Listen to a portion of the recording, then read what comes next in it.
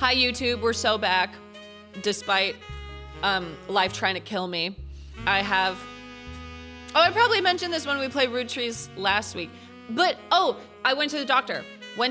Got strong anti-inflammatories, got my little pillow for my ribs, got an inhaler. I have an inhaler now for my cough. And I have a brace for my wrist that I have to wear at night. So basically, I'm kind of broken right now, but I lived. And that's all that matters. I was told that we beat the Root Trees Are Dead, which, by the way, one of my favorite detective games I've ever played. This was so cool. The whole thing is like a genealogy puzzle. Like, you have to figure out the family tree of the super rich family to know who gets inheritance and who doesn't, or whatever. So cool. Loved it. Please play it. I love indie games. I love you. Indie games, I love you with my whole heart. It was great. I was told that there's another game called Roottreemania. So we played the Root Trees Are Dead. Roottreemania, I know I'm covering it. It says, find out what happens to the infamous family in a whole new mystery. This is 2 games. This is like 2 games. Okay, I need you to know that because I was off sick all week, I had moments where I was like, I could do Roottreemania by myself. I could if I wanted to. I could just do it by myself, you know? But I held back. I showed restraint. So please say thank you. This game is such a it really is Bikulia. It's about the same length. I have never been so happy in my entire life. Because finishing the Root Trees Are Dead was like, I felt accomplished, but I also was like, I've finished it. So I'm so excited about this. Okay, Roottreemania will spoil unlocked content. Make sure you've tied up any loose ends before starting. I'm assuming that just means beat the Root Trees Are Dead first. I'm good, okay. I didn't get some of the spouses. Like April, November's mom or whatever. Yeah, they said write your will before you start Roottreemania. For the record, I do have a will. And none of you are in it. Just so you know. Did you predict the game's ending? Probably not. I don't remember. Did I ever say who I thought the secret? I don't know. I don't remember. I forgot. I coughed out all my information in my brain.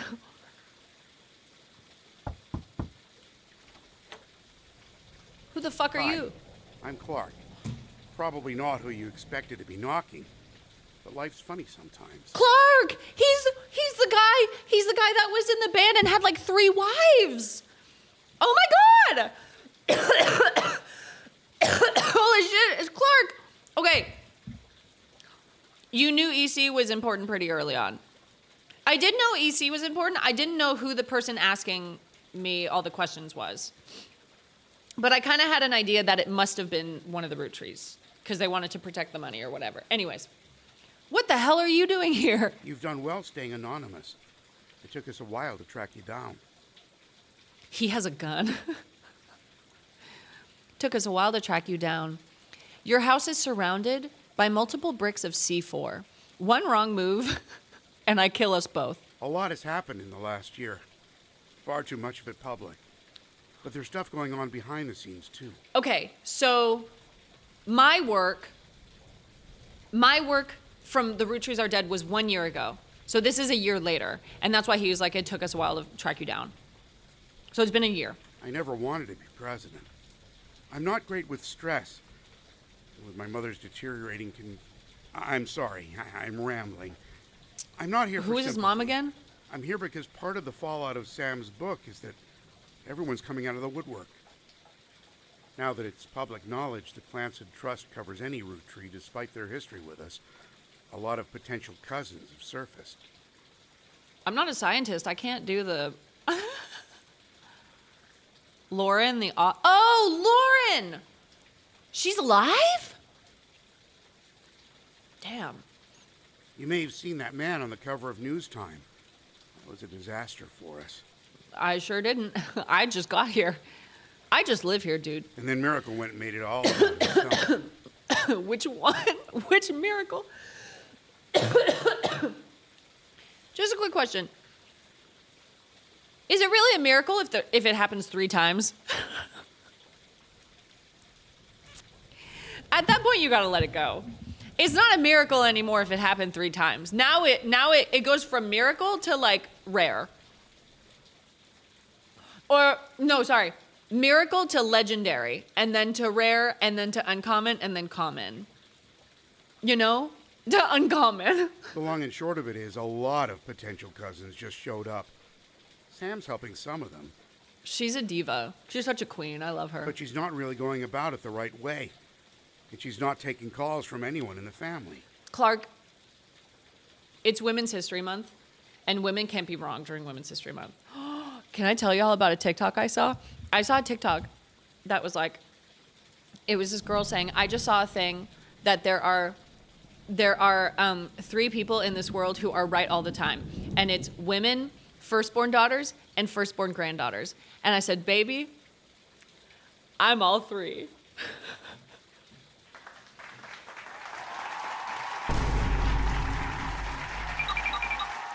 I am all 3. And that's why I'm never wrong. And that's why I'm right all the time. I let it slip through a mutual friend that I found you, and I was stopping in.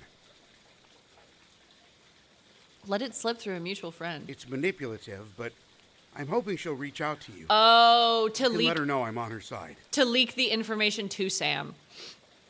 My daughter is one of those. And you know what? She's never going to be wrong in her entire life. In the meantime, if you're willing, I can share our files with you. Pass them along to Sam if she reaches out. I'm genuinely hoping she'll realize I'm an ally. Feel free to do your own research. I've been told you enjoy things like this. To each their own. Oh, he's one of those. I do my own research. I do my own research. I'm sorry. Minutes since Avery last brought up politics. 0. Okay. So there's possible infidel.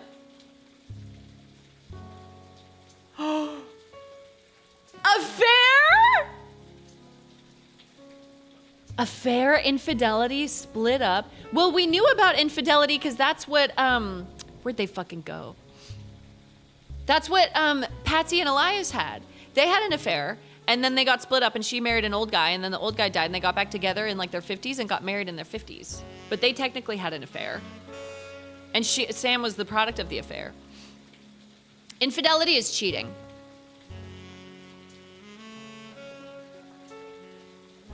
Oh, I didn't think this game could get any better, and now it's juicy.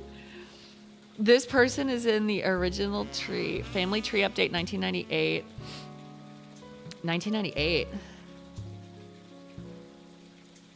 Well, it's definitely not the root trees. Because they died. Damn, there were a lot of infidelities! So I'm assuming there's no strings attaching them to the children because they don't know if they're blood related or not yet. Because it looks like this person was married to someone else but cheated with this person. So I'm assuming this is a woman. So I'm guessing that they're like, oh, we don't know whose kids these are. It's like if the Maury Show was a detective show.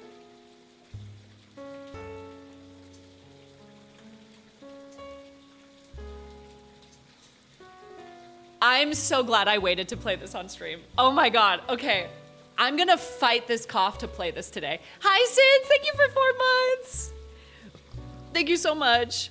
Have these people heard of a condom? Well, wasn't this in like the 60s, 70s? Okay, 1921, 1949, 70s, 80s. So this is like before condoms were cool.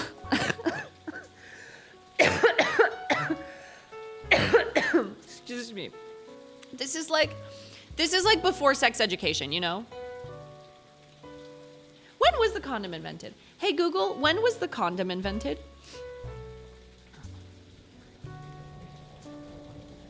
The history of the condom spans many centuries, with various materials and forms being used over time. Here's a breakdown of key developments. Get this. Ancient civilizations used various materials like animal intestines. I don't think I need to continue reading. I think I get the gist. But this is when it was like, no one talked about sex education. This is when they were like, just don't have sex and you won't get pregnant. But like, obviously people are going to have sex. So when they have sex, they don't know how to have safe sex because they were never taught, because they were only told not to do it. So I feel like that's what's happening. Or they really just didn't give a fuck, because these people were rich. They could have afforded condoms for sure. They probably just don't care. This is amazing. I'm so excited about this. Knowing how long it took me to finish this is probably going to take me just as long. You can open this envelope after the whole family tree has been filled in. So there's another secret. Dude, what's this? Adopted? Guardian, adoption, or otherwise. Okay. So that's marriage. That's an infidelity. Married. Persons on the original tree. This is going to be really helpful. Okay, let's look at the evidence I have. Previously on the root trees are dead. Okay, let's read this. Oh my God, this is so good. Okay, I'm so excited. I'm so excited. This is a new investigation with a new focus after many months of newfound interest in the root trees. It is recommended you try to catch up with some of what happened since last time. Some web searches may yield new or different results, and some books and magazines from your previous investigation may be relevant to your new one. It's also a much more widespread search. The list of first and last names you can choose from will contain red herrings. Not all of them will be used. This is fantastic. Below is a reminder of some of the most notable beats of your initial dive into the root tree family. All evidence from before is still available, and for your convenience, any searches that do not lead to new information still function as they did during your first... Okay, that's cool. Oh, I don't want to read all this. I don't want to read all that. No, that's a lot. I remember. Just tell me you guys remember. That's Clark. Today, August 3rd, 1999, there was a knock at your door. Clark Rafferty LaRue, the current president of the Roottreemania family, explained that multiple people have come out of the woodwork to claim to be root trees. He has been trying to work with Sam, but she has not answered his calls. He also handed you a letter that he said you could share with Sam that said the following. To both of you, the company I hired to help us with the Clancid Trust is busy pouring through the entire family's history, as well as people they may have had contact with. That said, the family is not particularly happy with this and are doing their best to slow things down. Many of them are actively avoiding our interviews. Every time there's a high-profile public case, it causes headaches. So please, I don't mind if you do your research, but I ask that you stop going to the press. Instead, we have a highly trained team of lawyers to back you up. We're ready and willing to verify anyone and everyone you believe could be realistically part of a relationship that led to the birth of a new root tree. He put that very, politically correct. I would have been like, if you think there's any bastard kids out there, just let me know. Just hit my line. Just tell us who to investigate by filling in the new sections of the tree, and we'll take the time to handle verifying that the timeline checks out. But keep in mind why we're here. If someone didn't have a child or has already been disqualified by our lawyers, like in the case of the girl with the negative DNA test. What girl had a negative DNA test? Clark, before you go, can I draw you standing menacingly in my doorway? I don't know. He's kind of stunting. He's kind of... If I'm hose, he's stunning on me right now.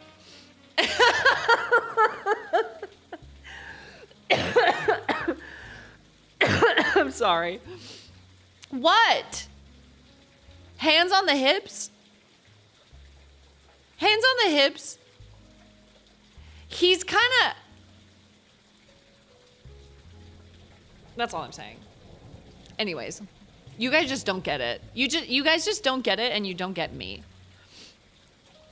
We're not just looking for affairs and infidelities. We're only looking for the ones that led to potential new root trees. Some spots in the new section will be marked with a tree icon. Those areas are reserved for members of the original family tree you filled in 8 months ago. Just like last time, be sure to use birth names for everyone you add. Married names or nicknames won't be enough. To start sorting out the infidelities, I recommend you turn your eyes to the men in positions of power. Clark popped off with that one, I think. I'd love to say that's only because it would have been a lot harder for the women to hide 9 months of pregnancy and birth without the family noticing, but I can't. He is an ally. He did say he wanted Sam to know that he's an ally, and he is. So Twitch will get off my ass. Wait, what did Twitch do? Hi, Ivory. I'll be blunt. I'm no stranger to infidelity. I wish I could claim that I was a perfect husband, but you've seen the family tree, so why pretend? Some of us learned how to wield our family name and fortune to our benefit. Consequences be damned. I can't change the past or unhurt those whose I betrayed. Instead, all I can do is be honest with myself and to you, refuse to make any more mistakes, and do my best to sort out the various messes we've left behind. So please fill in the tree, and together we can figure out how to begin to make amends. Good luck, and thank you both, Clark. Damn. Maybe I do kind of like him. I remember when we filled out the tree, I didn't like him at all. Who the fuck are the 6 pieces?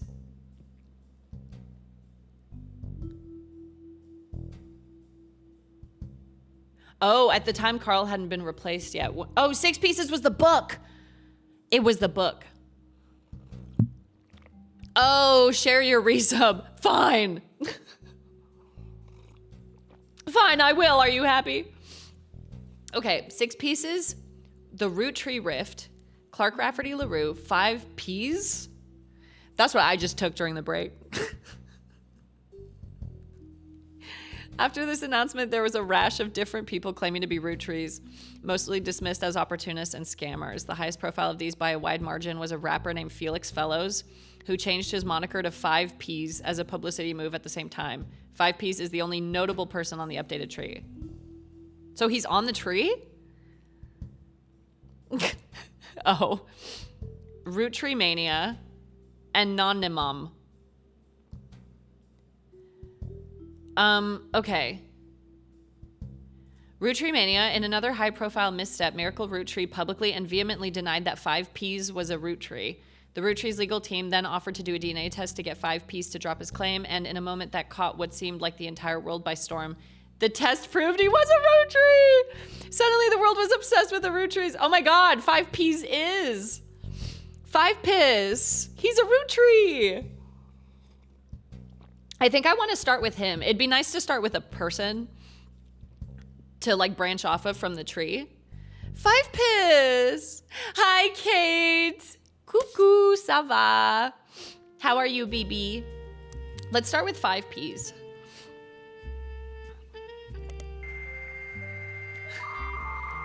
Chat, can you get off the phone? I'm trying to get online. I'm trying to log on to Neopets. I gotta go to the Giving Tree. I gotta get my free daily omelet. I just realized I keep the pics pop.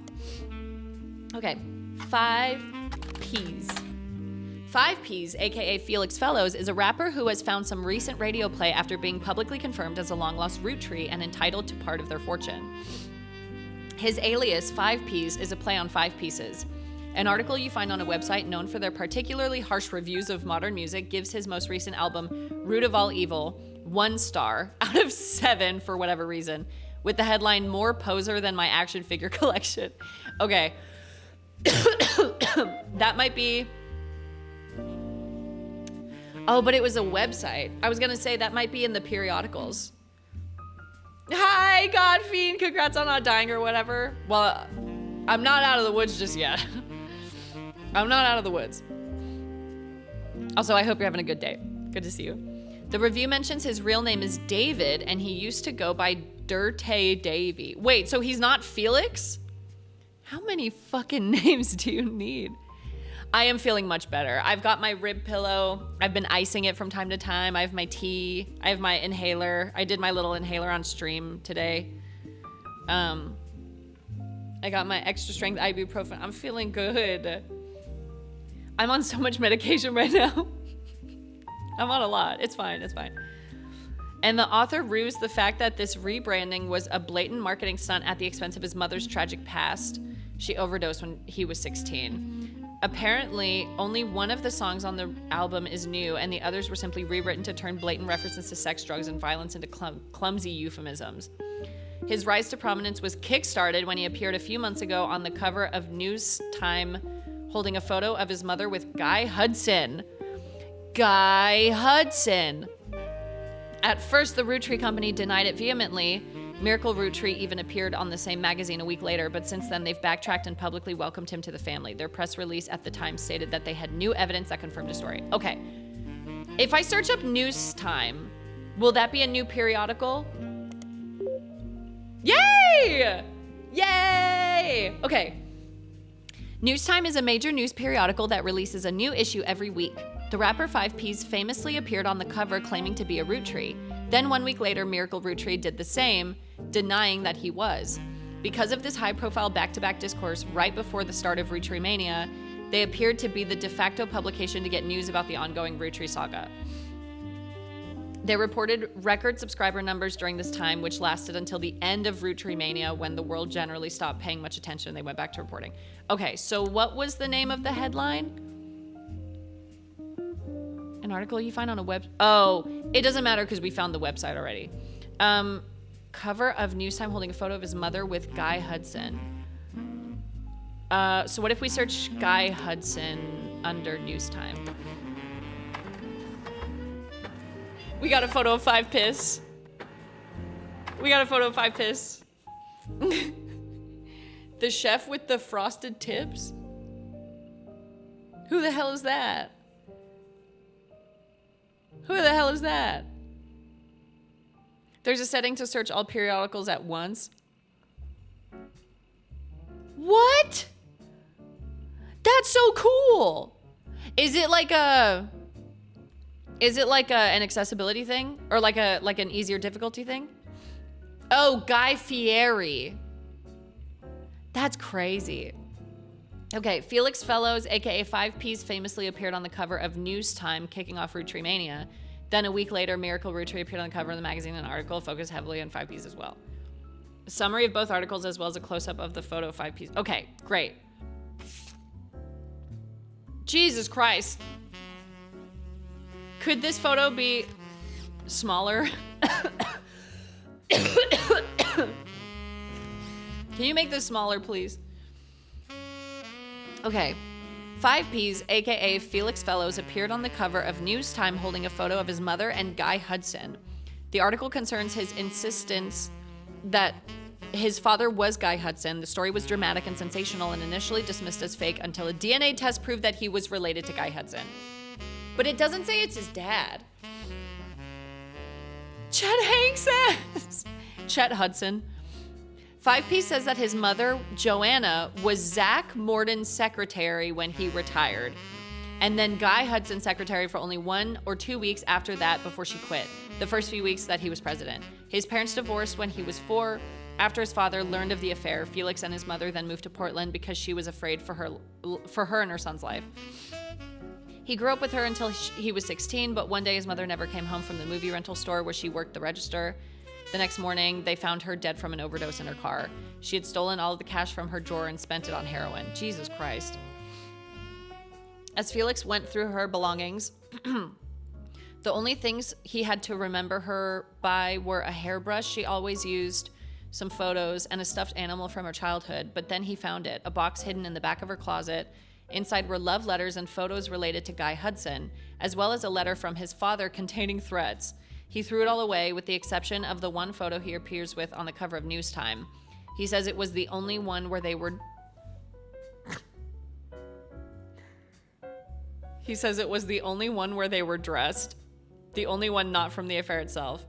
The picture is shown in full inside the magazine and was added to it. Oh, okay, cool. Jesus Christ. Hell of a way to get traumatized. See your parents... Never mind. Let's leave it. And on that note, let's leave it. The magazine also includes some additional history about 5P's career. He was born Felix Fellows to Riley and Joanna Fellows. But has never... Wait, so is his name Felix Fellows? Or is it David? but has never rapped without a moniker. He tried to find success by opening for other artists and even by selling CDs on street corners in Portland. He has only recently started going as 5-piece to harness the power of his lineage. Bro team! Nah, that's a big number. Hello, bro team. How you doing? Bad day to have eyes. Terrible day for eyes. The writer did some research into the truth of these claims and was able to confirm that Joanna did work for the Roottreemania Company as a secretary sometime during the early to mid-70s. It also confirmed she died of a drug overdose and that Felix went into foster care soon after. They were unable to track down his father. They also reached out to the Roottreemania Company, but at the moment, the company's blanket statement was, since the release of a recent book, Roottreemania has seen an overwhelming number of false ancestral claims. None have been factual, and nearly all have been knowingly dishonest. We encourage individuals to reach out to us in an official capacity as opposed to attempting to use our name in the media for publicity. Oh, this is, dude, Miracle and that fuck-ass tie. Miracle and the mystery of Miracle Roottreemania and that fuck-ass tie. All I can say is that it's a miracle he married a woman. Hi, Blessing. How are you? I was just talking about you. Ray was in here being like, we were talking about all the celebrity cameos in Oppenheimer, and Ray was like, is Sabrina Carpenter in it? Just asking for a friend. And I was like, you sound like my friend Blessing. The music does sound a little glorpy, doesn't it? It does sound a little glorping. Wait, so which, oh, this must be the original Miracle because he's old as fuck. But I thought he passed down the tie to the other miracles, which again, I have to reiterate, if there's 3 miracles, it's not a miracle anymore. That's uncommon, maybe rare. It certainly isn't legendary. If there's 3 miracles, it's not a miracle. Sabrina, if you can hear me, Sabrina. Miracle Roottreemania appeared on the cover of Newstime shortly after 5-piece did. He vehemently denied that 5-piece was a Roottreemania. This article was from before the DNA test proved it. Miracle doesn't focus much on the details of 5-piece's accusations regarding his mother and Guy Hudson. Instead, he comes across as exhausted at the events that have been going on behind the scenes, as well as the character of those he feels are attacking his family. Guys, it's so hard to be rich. That's something they don't tell you, is that it's so hard to be rich. I would know.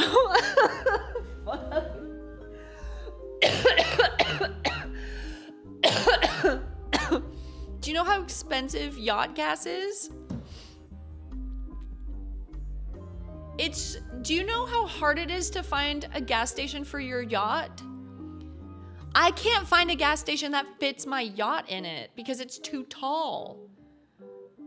It's so hard, you guys. When does Luigi show up in this game? Avery understands the difficulty of just having too much money. What am I supposed to do? Nobody gets it. Damn, can I say one thing about this DLC so far? The walls of text are a little intimidating. I don't remember in the original game, I don't remember the text being this long, but holy shit, there's a lot of information in here. It's a little much. It's like when someone in Nancy Drew has a whole paragraph and it fills up the whole thing and it's like, Jesus Christ. He starts with 6 pieces content. He says that although most of the book was based in fact, it left out anything that wouldn't fit the agenda. He points out Sam's daughter still earns a generous salary from overseeing the farm division of Roottreemania, and that Sam did the same before her. That Sam's family was not destitute and that really it was only her son who chose to take on a job with no salary. Oh, was her son the one that became president and they said that like the presidents only make however, like the president's salary for the entire year is the cost of one of their candy bars? So like if you're the CEO of the candy company, you only make like $4 a year or whatever. It also felt like the first part was paragraphs. Wait, can you write that again, Zoe? I had a stroke. I just had a quick stroke really quick. Can you rewrite that? He made $36 for the cost of one candy bar. $36. It's the tariffs.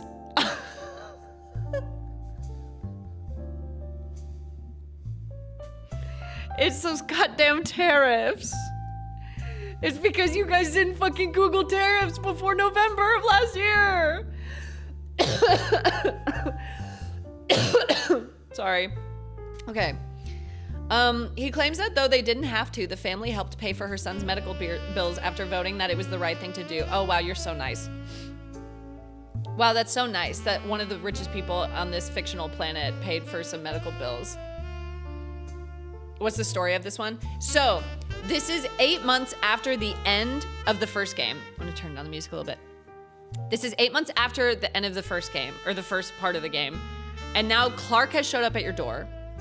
Sam's book is out. So now because Sam's book is out, everyone's trying to take advantage of the Clancy trust and be like, oh yeah, I'm totally a cousin of the Roottrees or whatever. So now we're actually trying to figure out who is a real, actual cousin of the Roottrees because there's a lot of infidelity. There was cheating, and there was infidelity, and there was affairs. So it's getting juicy. So we have to track down who had an affair and who needs to be DNA tested and who's like not even, you know, part of it. No, Clark's not dead. Clark's alive, and he is very much bald. He's very much bald. And it's unfortunate for him. It's unfortunate because he's trying to hang on to the hair that's left, and at this point, it's like, just go all in and shave it all off, you know what I mean? I like the bald look. I don't know, I like it. I like it.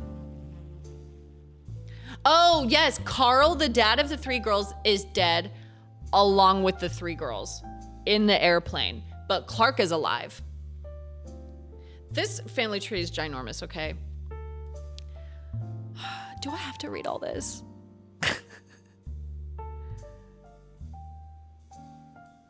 There is one thing, but I think this is because this is going on the family tree, right? He calls him a grifter and a delinquent and says he is using their name and products to sell filth to the masses. Literally one of the first things I ever said when we started this game was like, this family's racist. Not to 5Ps because he's white, but like being like, hey, he's a delinquent and a grifter and selling filth to the masses.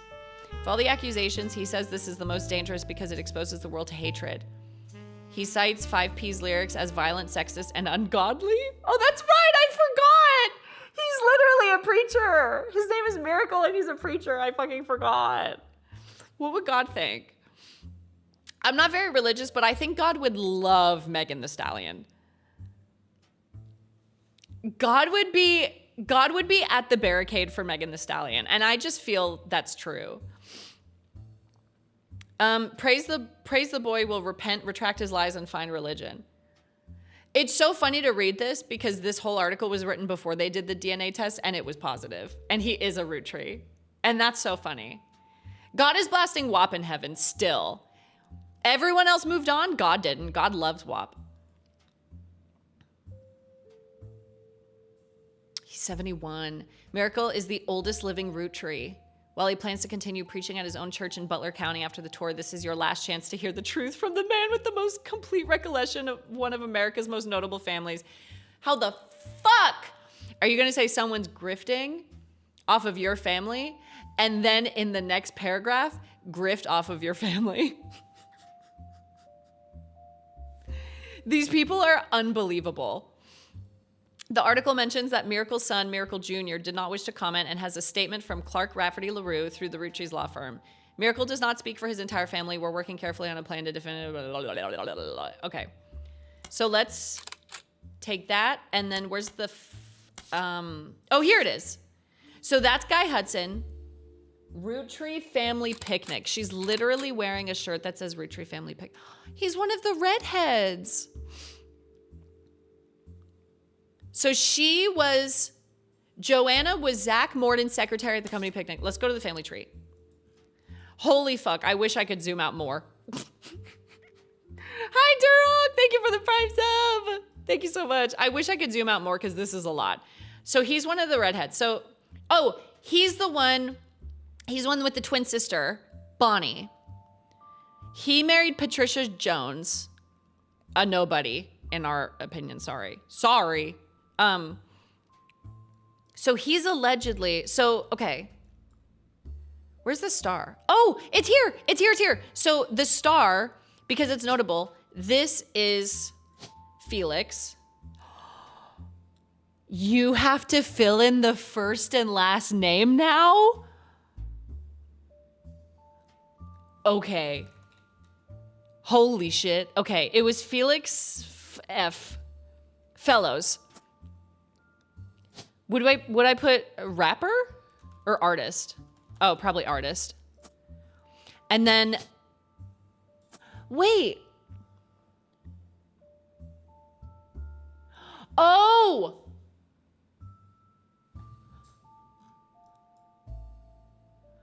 Is this Guy Hudson?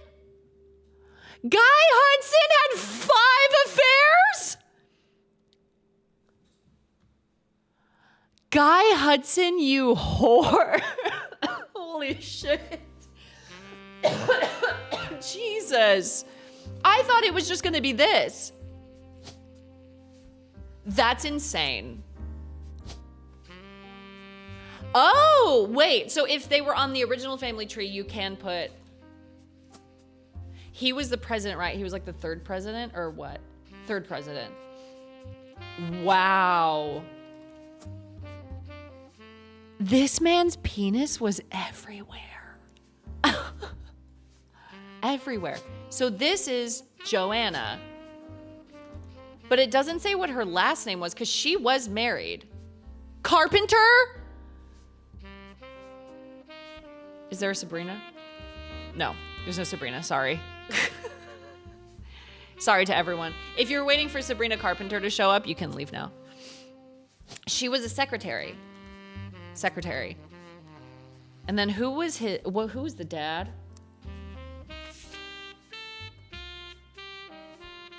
His parents divorced when he was 4 after his father learned of the affair. Who was the father? Is Felix really his real name though? Because they said it was like Dirty Davy or whatever. This jazz. This is so nice. I'm at complete peace. What was the thing? Was it Company Picnic? Rapper 5Ps appeared on the cover of Newstime holding this Polaroid of his mother, Joanna, and she was Zach Morton's secretary at Company Picnic. So could I search Roottreemania Family Picnic, maybe?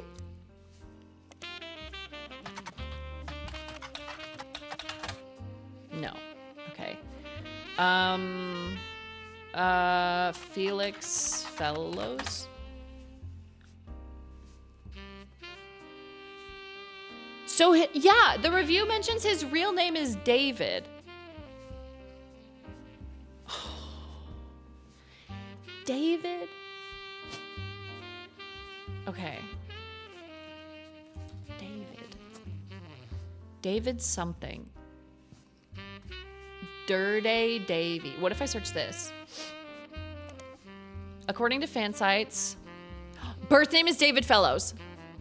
Felix Fellows is not 5P's actual name. His birth name was David Fellows. Dirty Davy was 5P's previous stage name. He used to sell records and perform live shows in Portland under that name. There are some people selling his old mixtapes on auction sites. One is apparently called Dirty Devil and another Dirt Poor. Oh. Okay. So it is Fellows. So I wonder if her spouse's last name was Fellows then. Because it has to be birth name, so her last name wouldn't be Fellows. Who's David? It's 5Piss. It's our boy 5Piss. That's our man 5Piss. David Fellows. No. Okay, what about, can I search Joanna Fellows?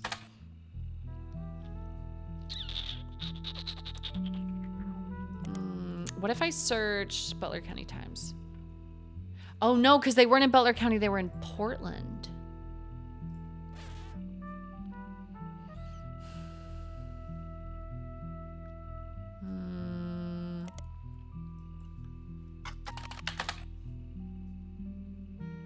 Root of all evil. What if I search this in here?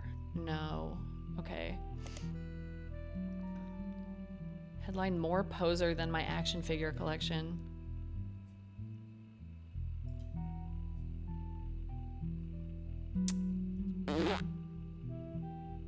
If I got a photo of Miracle, that means he also had an affair.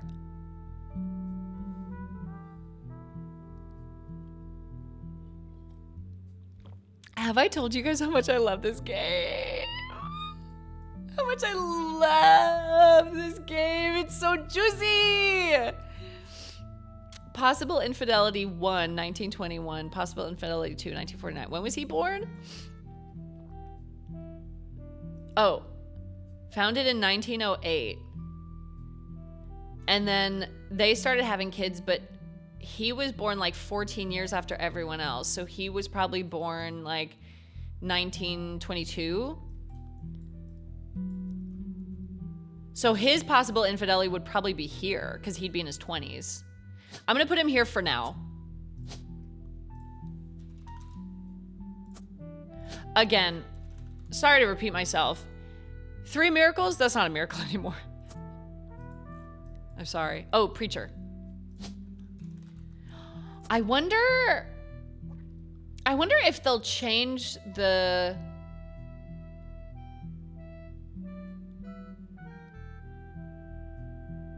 I wonder if the occupation will change based on like what time period it is. Because Guy Hudson was not the president when they met. Because Zach Morton was the president. So I wonder if this will be different. Joanna secretary. What if I search Zach Morton? Company picnic. No.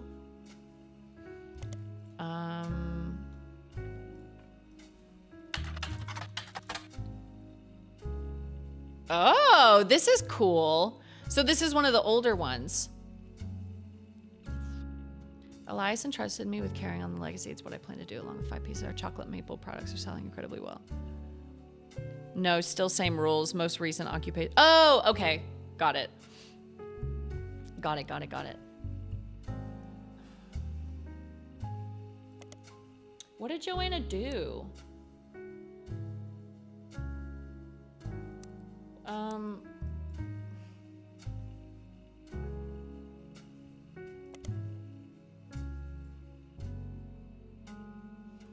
Secretary. Company picnic.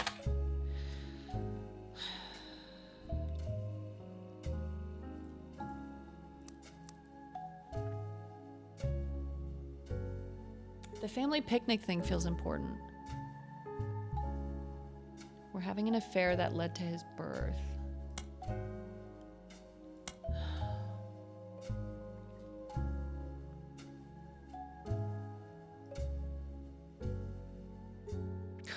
This is a lot of text. Would the first one be the founder? That's what I was thinking.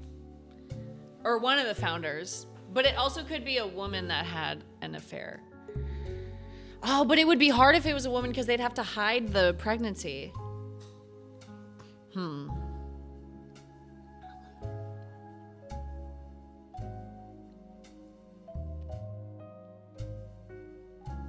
trying to find more. Oh, he probably wouldn't have information.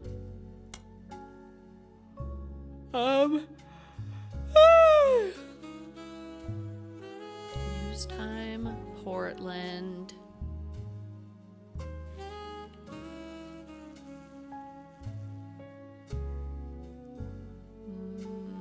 I was like, oh! Born Felix Fellows to Riley and Joanna Fellows. Okay, got it. Riley Fellows. But that wouldn't have been her maiden name. So what was her maiden name? Riley Fellows. What if I Google Riley Fellows?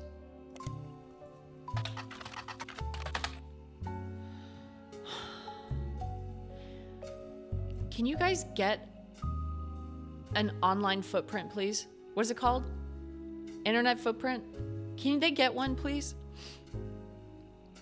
Oh, thank you, Tully. Thank you so much. I need to cut my bangs. They're getting really long. They're starting to get in my eyes. Did I search Joanna Fellows? I think I did. Yes. Secretary. No. Okay. Okay, sick.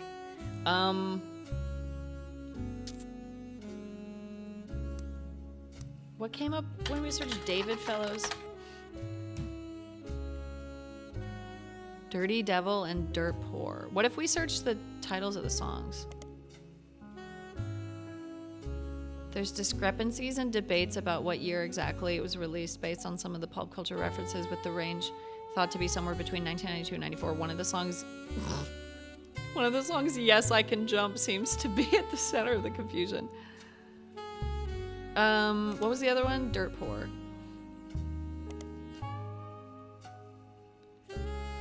Dirt Poor was a mixtape by Dirty Davy, released in 1996. There's a lot of online discourse from people who like to point out that in one of the songs, Felix Fellows includes someone that would be revealed to be his own distant cousin Raina in a list of attractive women. The lyrics to one of the songs, Heat, mentions a few different prominent female actresses, models, and musicians from the 90s. Provides a crude pun or line about what Fellows felt about them. When re-released in 1999, much of the rhetoric was toned down to be less overtly profane. The line referencing Raina was clumsily replaced by Dana, a reference to the character from X-Files. Ew. Ew. Gross. Can we watch the X-Files on this computer? No. Okay. What about Dana? No. Heat? Well, shit.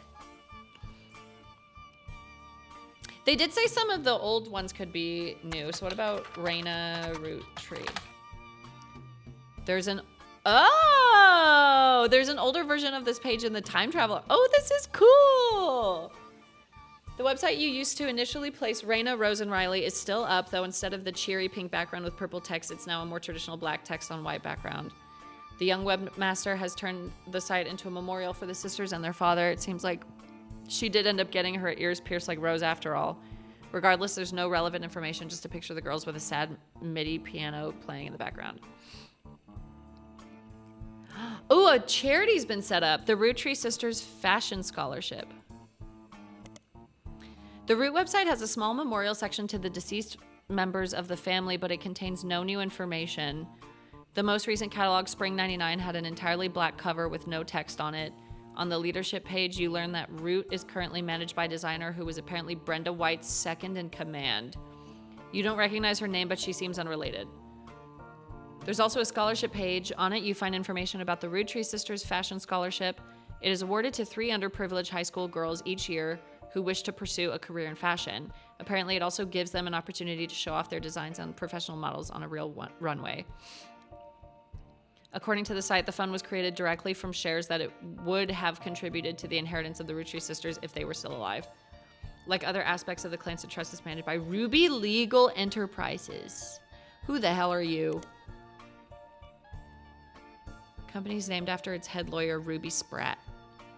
You can't find much about the company from before this year, though all of the articles tell the same tale. After the fiasco of 6 Pieces, the revelation that the Roottreemania's internal law group was complicit in such a cover-up, they hired outside counsel. The Ruby Legal Enterprise Group now seems to have ties to multiple aspects of the Roottreemania Corporation, including the candy company and Root. They were recently in the news due to a high-profile lawsuit they raised against Cicely Sanchez. I'm Wikipedia jumping right now. I'm Wikipedia hopping. Ooh! She wrote books. Cicely Sanchez is an author best known for Portrait of a Changed Man, released in 1997, Her follow-up Foreign Gospel 1984 did not perform as well critically, but still sold quite respectably. She has written a few more books since then, including a biography of Van Gogh, but her first two are her claim to fame. According to a site about authors, Cicely is known for her nonfiction, with a focus on exploring darkness and the human psyche. Commissioned to write for Guy Hudson? Ooh, it's connecting. Did someone say books? Recently, Cicely appeared in a magazine called Picotee with an article about a book she had been commissioned to write for Guy Hudson. The magazine and Cicely herself were immediately issued a cease and desist due to its inclusion of pictures that she never had the rights to publish. The issue was pulled from store shelves, making it an instant collector's item. Okay, Picotee. Category of flower with an outline magazine. No, Picotee magazine. Yay! Okay, cool. Cool. Oh, this is the issue. Picotee ran an article about Cicely Sanchez, an author she claims to have written an unread book about Guy Hudson. Magazine was threatened legally. That particular issue, the Big Sass Sea Bass issue, was pulled from shelves. It has now become a collector's item, especially amongst conspiracy theorists attempting to figure out what the Roottreemania company was hiding. You find a recently finished online auction that listed a copy at over $1,000, though nobody bid. Can I search it?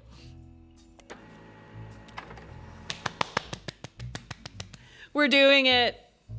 Hi, AHA. In an issue that focused on a talking toy fish and the demonic messages it supposedly said as the batteries ran low, Picotee had an article about a canceled book by Cicely Sanchez.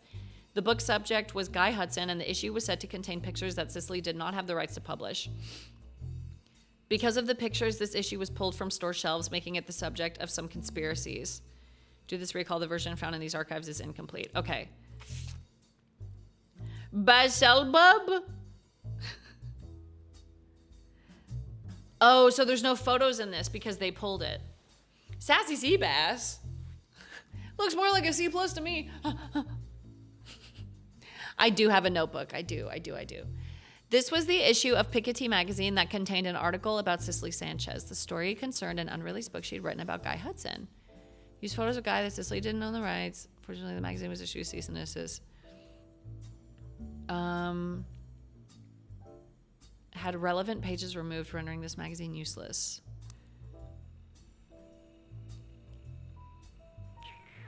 What if I search her books? Cicely Sanchez. What did she write again? Portrait of a Changed Man. I need to search the public library. Cicely Sanchez. Book's description has this to say: what if everything you stand for, everything you know to be true today, could disappear in an instant? All of your politics, relationships gone in the blink of an eye. Would you still be you?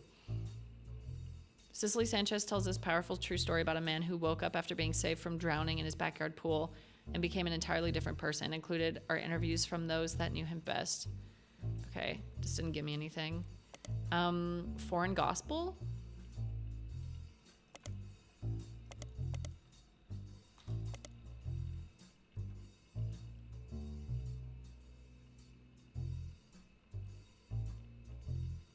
Huh? Foreign Gospel tells the tale of a man from the Catholic Church who claims he was told by God that he should travel to Thailand and begin to preach, specifically with the goal to convert 10,000 people. That was a miracle. That was a miracle. He just can't mind his own business.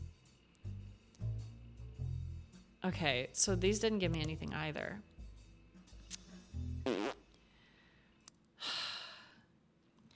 How the hell am I gonna just start a game and already be stuck?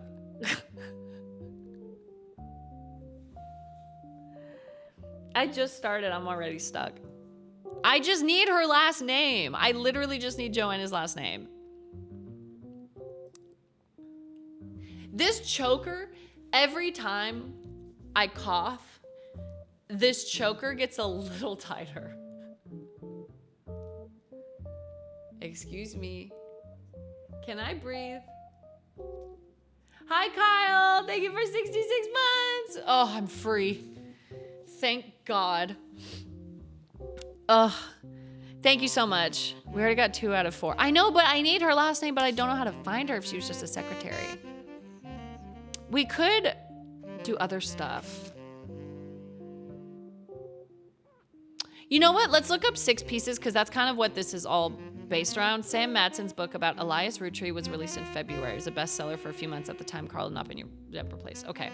Let's search the book and see. There's probably information in there that's helpful. Is it just Sam Matson or Samantha Matson? There we go. Sam Matson's book was released earlier this year and details the truth about Elias Roottree as well as Sam's fathers, Edward Clancy Roottree and John Miller. You helped verify her story, so much of the book's core contents are familiar to you. That said, Sam had some sections on other family secrets and rumors. Much of it didn't matter to the primary purpose of the book, and some of it is new to you and may be important to your new search. Okay. Oh, she used the photo of her dad in the background of the photo. That had me like on the floor. I was like, what? What? Unwrapping America's Sweetest Family. Oh my God, dude. Bro. Where's the photo from the Game Awards 2 years ago where the teleprompter just says, wrap it up? Please wrap it up. Sam's book has a few different passages about her own history with the company and the rumors and gossip she collected during that tenure.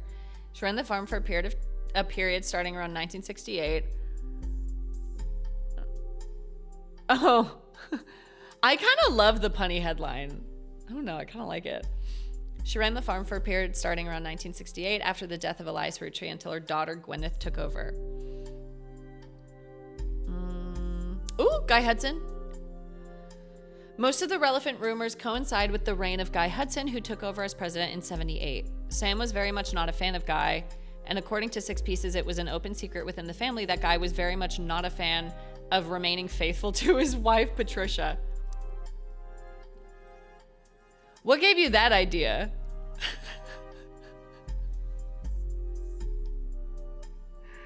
What gave you the idea he wasn't a fan of staying faithful to his wife? Was it the 5 affair children? Was it the 5 bastardized children? Many of their hires at the time were young single women, and Guy often spent a lavish amount of money on private parties. This was 20 years ago, and Sam warns that most of it is hearsay. Still, you find the following information that might be relevant. One of Sam's farm supervisors was named Elizabeth. Elizabeth had a daughter who Sam never met, but who worked as one of Guy's secretaries. According to Elizabeth, a caterer from a local restaurant called Antonelli's met her daughter at one of Guy's parties, and they eloped quickly due to a pregnancy. Wait, what? Caterer from a local restaurant called Antonelli's met her daughter at one of Guy's parties, eloped quickly. Elizabeth wasn't aware that the party was for swingers. Rumor has it that her daughter showed up with Guy and didn't seem comfortable switching partners. These guys are freaky. These guys are freaky. Guy's main positive contribution to the company involved expanding to markets previously untapped by Roottree. However, when he went on a trip overseas, they were often for weeks at a time. They were often when he went on trips overseas, they were often for weeks at a time, and Guy was known for spending more time and money on unofficial business than meetings with distributors and manufacturers. It was said that he bribed at least one politician to open a factory in Brazil. There's also a section where Sam speculates that Elias may have also cheated on Gwyneth. Elias cheated on Gwyneth. The original 2? Oh, well, that would be the first one, right? The 1921 one? So I think I need to find a new photo of him. But I'm pretty sure this would be Elias. First president? Yes. Okay. That would have to be him, right? The Vine Boom.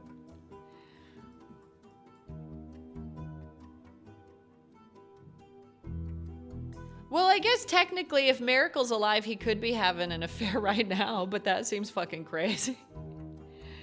Wait. Oh, no, this is a family tree update of two people who are already... This is not infidelity. So that has to be Miracle. Maybe. What fucking year is it? I don't know. Because, like, they wouldn't have given me a photo if I didn't need to use it. And he's already in the tree, you know? So this is an update. And then possible infidelity. That has to be Elias. Okay.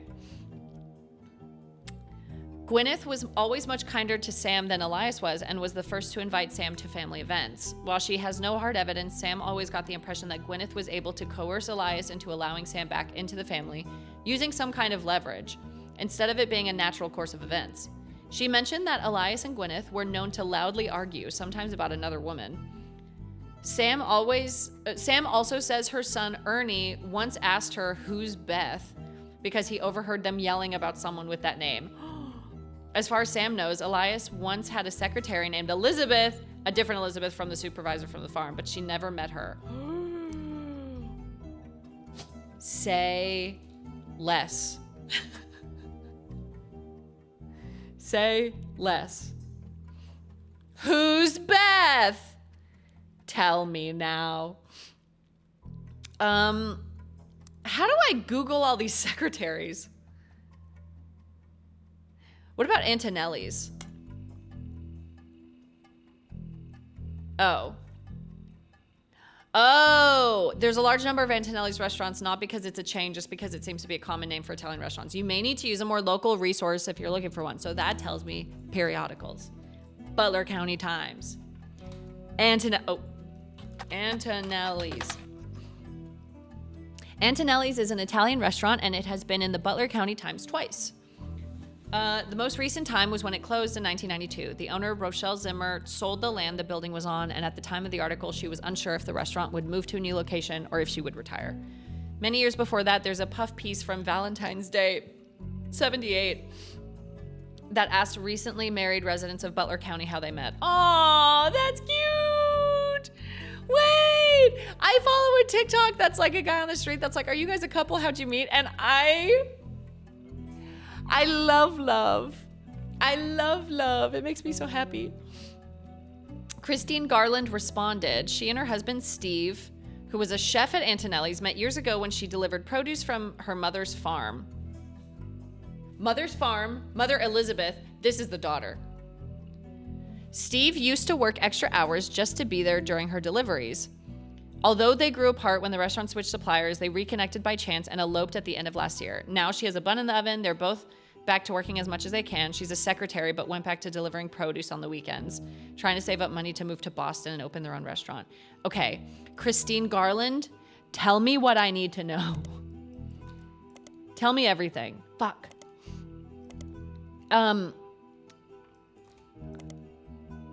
Shit. What about Steve Garland? Oh.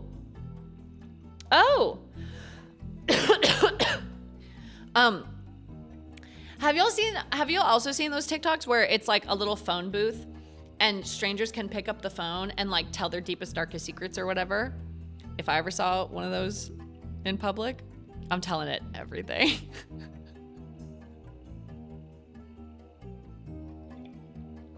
Everything. I'm gonna pick up the phone. I'm gonna pop a squat. I'm gonna pick up the phone. I'm gonna be like, it all started when I was born December 1st, 1994. It was a Thursday. I was the product of a one-night stand of two people in the Marines. And I'm just gonna keep going. And then they hang up. I'm pretty sure it's like an audio recorder. Yeah, I'm a December baby. First day of the last month. December 1st. That's my little riddle to help me remember. It was a dark and stormy night. Yeah, I'm telling that thing everything. In 2006, I killed a man in Austin, Texas. I'm the last days of the last month. Are you December 31st? That's very cool. Can I say, us December birthdays, we got to stick together. We got to stick together. Look, the way that growing up people tried to combine my gifts, I don't think so. I don't think so. Give me another present. Give me another present. One time, one of my family members, it was like a distant like aunt or whatever, she fucking gave me a pair of socks and she said, one sock is for your birthday, the other sock's for Christmas.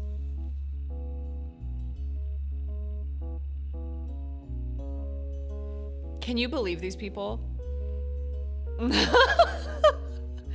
And then I killed her, and that's the man I killed in Austin, Texas. Can you fucking believe that? As December birthdays people, we gotta stick together. No one's gonna love us as much as we love each other. That's the truth. It is different if it's an expensive gift. If they're like, oh, I bought you a laptop, but this has to be for both Christmas and birthday, totally understandable. That is 100% fine. But when they're like, I got you a pair of socks, one's for your birthday and one's for Christmas. Jessica, in one hand, nothing. And in the other, a stick of dynamite that kills us both. Choose wisely. I forgot I was playing this game for a second. Steve Garland is mentioned in a couple articles. The first was an article about how he met his wife Christine when he worked at Antonelli's. No. I have two wolves inside of me and both of them fucking hate you. The second is from months later, September 78, a listing for his weekend cooking classes gourmet for the groovy. Would you guys say I'm groovy? Would that be me? Would that be gourmet for me? I think I'm kind of groovy, right? Hi, Ryan. Enjoy Veilguard. No? Do I have an emote only button on here? I do. Fuck you guys. Get emoted only. Ryan, I hope you enjoyed. I loved Veilguard. I do have some complaints about the way they handled the lore, but other than that, oh my god, so fun. And besides it being like too woke, you know? The blurb mentions that he's giving lessons from his home kitchen for the last month so that he can keep an eye on his son. The third was from 91 and is titled Local Author Sued by Former Butler County Resident? Former? Okay, I'll take you out. Relax. Are you coming to jump up here? I knew it. You want to say hi? Hello, baby. Hello, baby. She said, take your time. What's the rush? I said, baby, I'm a dog. I'm a mutt. What would the cat version of that be? She said, take your time. What's the rush? I said, I'm a cat. I'm a runt. I said, I'm a cat. I'm a runt. She said, take your time. What's the rush? I'm a domestic short hair. I said, I'm a domestic short hair. I'm a cat. Okay. Local author sued by former Butler County resident. Seems that a local author by the name of Mark Zimmer was sued by Garland after Garland saw Zimmer promoting his book Kitchen Tales on television. Wouldn't you want him to promote your book? Or was he saying it was his book? No, you have to pick one. I'm sorry. It's either me or the floor. You have to choose. His recipe book was partially plagiarized from the recipes that Stephen Garland would give his students during his cooking lessons before he moved. Hi. The article mentions that although recipes are hard to copyright, Garland accompanied each recipe with a short fiction about how he learned it. That would be handy. These usually doubled as a way to remember certain ingredients. Garland's bean salad, for example, involved making a trade with a gnome for some magic beans. Oh, but it's short fiction. It's not nonfiction. It's not like a real story. Do you want to go on the ground? You can't pick the desk. It's either me or the ground. You have to choose. No, you have to choose. You can't have the desk.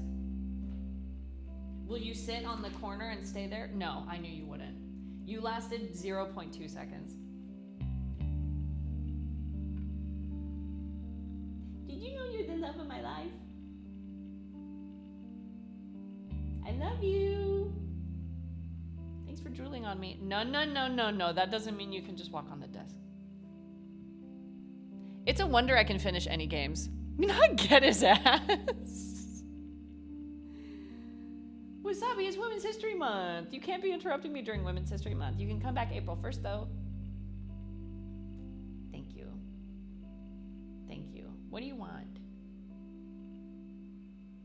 This is another one of those weeks where I spent the whole week like sick in bed, just cuddling with him and napping with him. And now that I'm not doing that, he's like upset. Let's search Garland's version of the book. Is it gourmet? No. Wait, Kitchen Tales? And then Mark Zimmer? I love you. Thank you for being nice. Kitchen Tales, Mark Zimmer. No copies available. Re-released as Garnishing the Truth. Okay, Garnishing the Truth.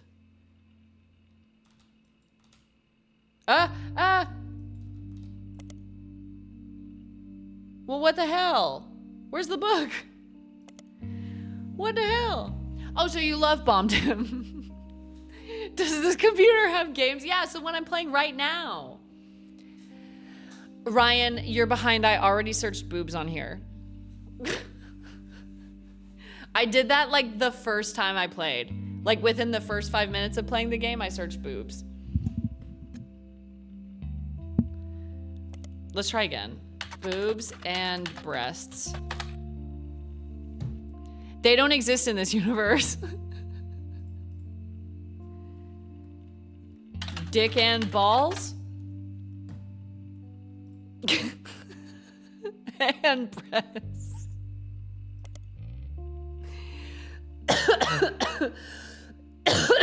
Okay. Why didn't Garnishing the Truth come up? Would it be Mark Zimmer's Garnishing the Truth because this is Mark Zimmer's Kitchen Tales?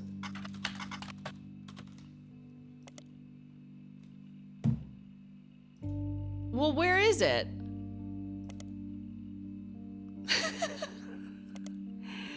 Nothing showed up for your search of of dick and balls. The universe is worthless, Burnett. Put this universe in Outer Wilds. Let the sun supernova. Weekend cooking classes, gourmet for the groovy. He's been giving lessons from third was from 1991. Title local author sued by former Butler County resident.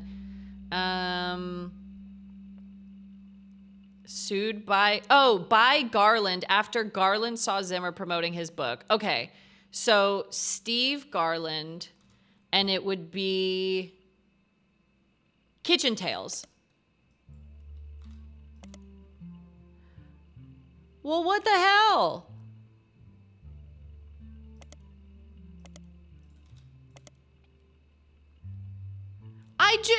He was just up.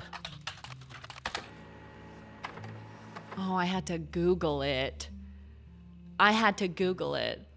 Did you try boob? Like maybe just one boob? Maybe they couldn't afford two boobs. Yeah, actually, this is set in 1999, and they had dial-up, and dial-up couldn't load two boobs. It wasn't possible. So here. Boob.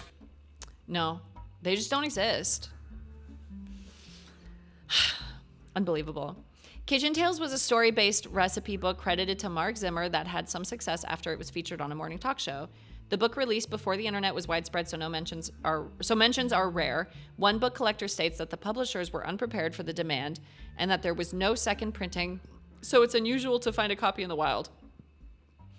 You find an alternative medicine website which focuses on cooking with natural ingredients. It mentions that one of Kitchen Tales' recipes, salt water.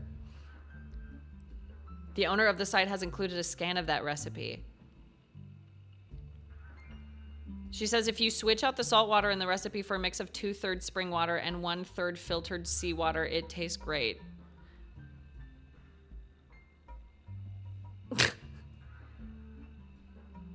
I will be eating cup noodles. The plated loaf. Oh!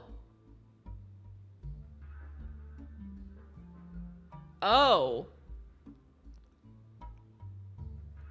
Okay.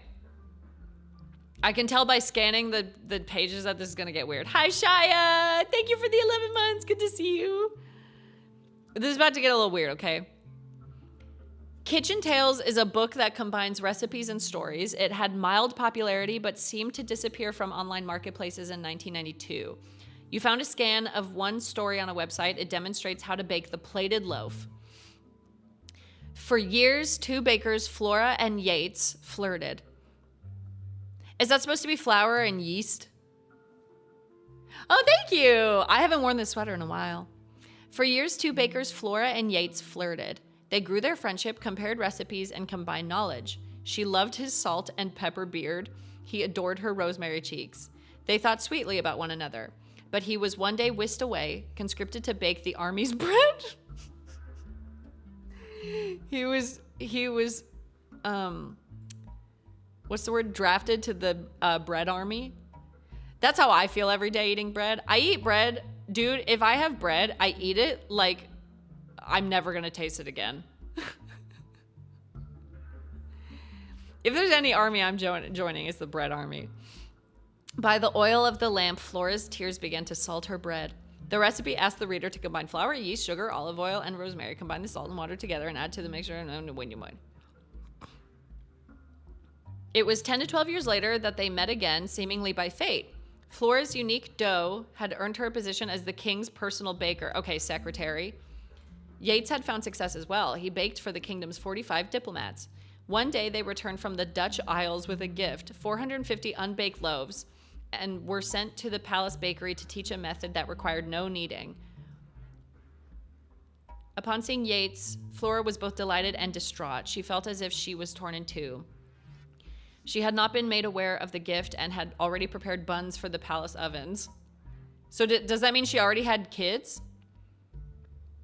Can they just say this normal? She had not been made aware of the gift and had already prepared buns for the palace ovens. She wished to greet Yates warmly, but was struck by fears that he'd be unable to bake with her, that she'd face retribution for being unprepared. She cried to Yates, adding more salt to her dough. Yates eased her pain. He insisted she had no obligation to prepare for a return she thought possible. She thought impossible, but he shared her fear of retribution. He knew if they did not solve her predicament, they'd miss their final chance to bake together. In the end, instead of wallowing in the present, they worked together to shape the future. They twisted and entwined their doughs and baked them as one. Thus was born the plated loaf. Word quickly spread of this new delight. The king's decree on royal parchment was that it would be considered a delicacy. Bankrolled by the king, Flora and Yates spent their days baking together. They traveled for 45 years, then settled down for 15 more. Their souls were golden with no regrets. Who did they just say got back together after a while? Oh my God, how does this all connect? It was Mark Zimmer. No. The person who wrote this was the guy that worked with her at the restaurant at Antonelli's. Me and who, me and who, me and who. Please. Please. It's an allegory for fucking. You want to twist our loaf breads together? I just wanted to know what her last name was. Is that so much to ask? What is Joanna's last name? I just wanted to fill this part out. Oh, I need 4. I need 4 complete things. So 1, 2, 3. I need Elias Roottree's photo. Maybe I could find another photo of him and then it'll lock in, maybe. Elias Roottree.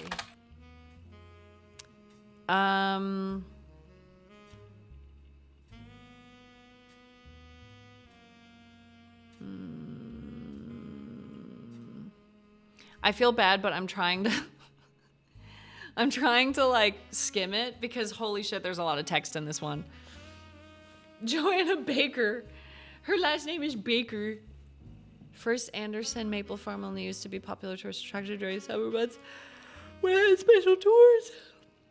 However, it has since seen an explosion of off-season business as some religious and political groups decided to visit to show support for Elias and Gwyneth's traditional values and financial rights. This rise in support was in turn followed by pickets from gay rights activists when some particularly inflammatory organizations made their pilgrimage. The farm has since shut down seemingly indefinitely. The website says check back later, but has no date. The quotes from Bess Williams' book appear to have been taken down. Bess Williams' book? What book?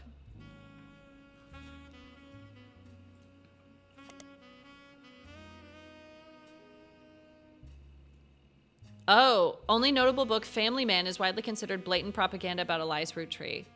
It had been all but forgotten until recently when it was re-released during the height of Roottreemania. There's a site dedicated to hurricane statistics that also mentions Bess Williams.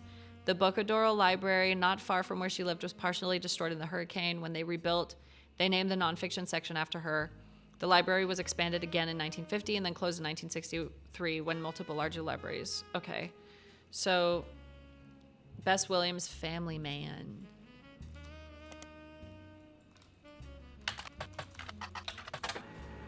Ooh! Reprinting of an old book about Elias Roottree! Yes! I needed a photo! It's blatant corporate propaganda. Let's go. Let's go. The dictionary refines propaganda as information, especially of a biased or misleading nature, used to promote or publicize a particular political cause or point of view. That is my entire stream. Is me being like, hey guys, please go vote in your elections. If you live in Wisconsin, and you live in Florida, you might be in a district that has a special election on April 1st. Please vote. Holy shit, please vote. If they were to replace that definition with a picture, it would be a picture of this book. The book tells you nothing new about Elias from what you know of his true feelings towards some of his extended family. You're not sure it tells you anything true about Elias either. The best thing it has going for it is that it's only 85 pages long. That's so me. What do you mean this book is 800 pages?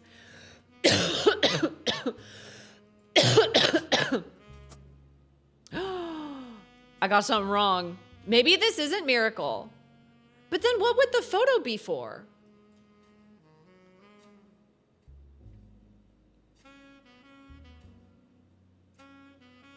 What would the photo be for? Wait.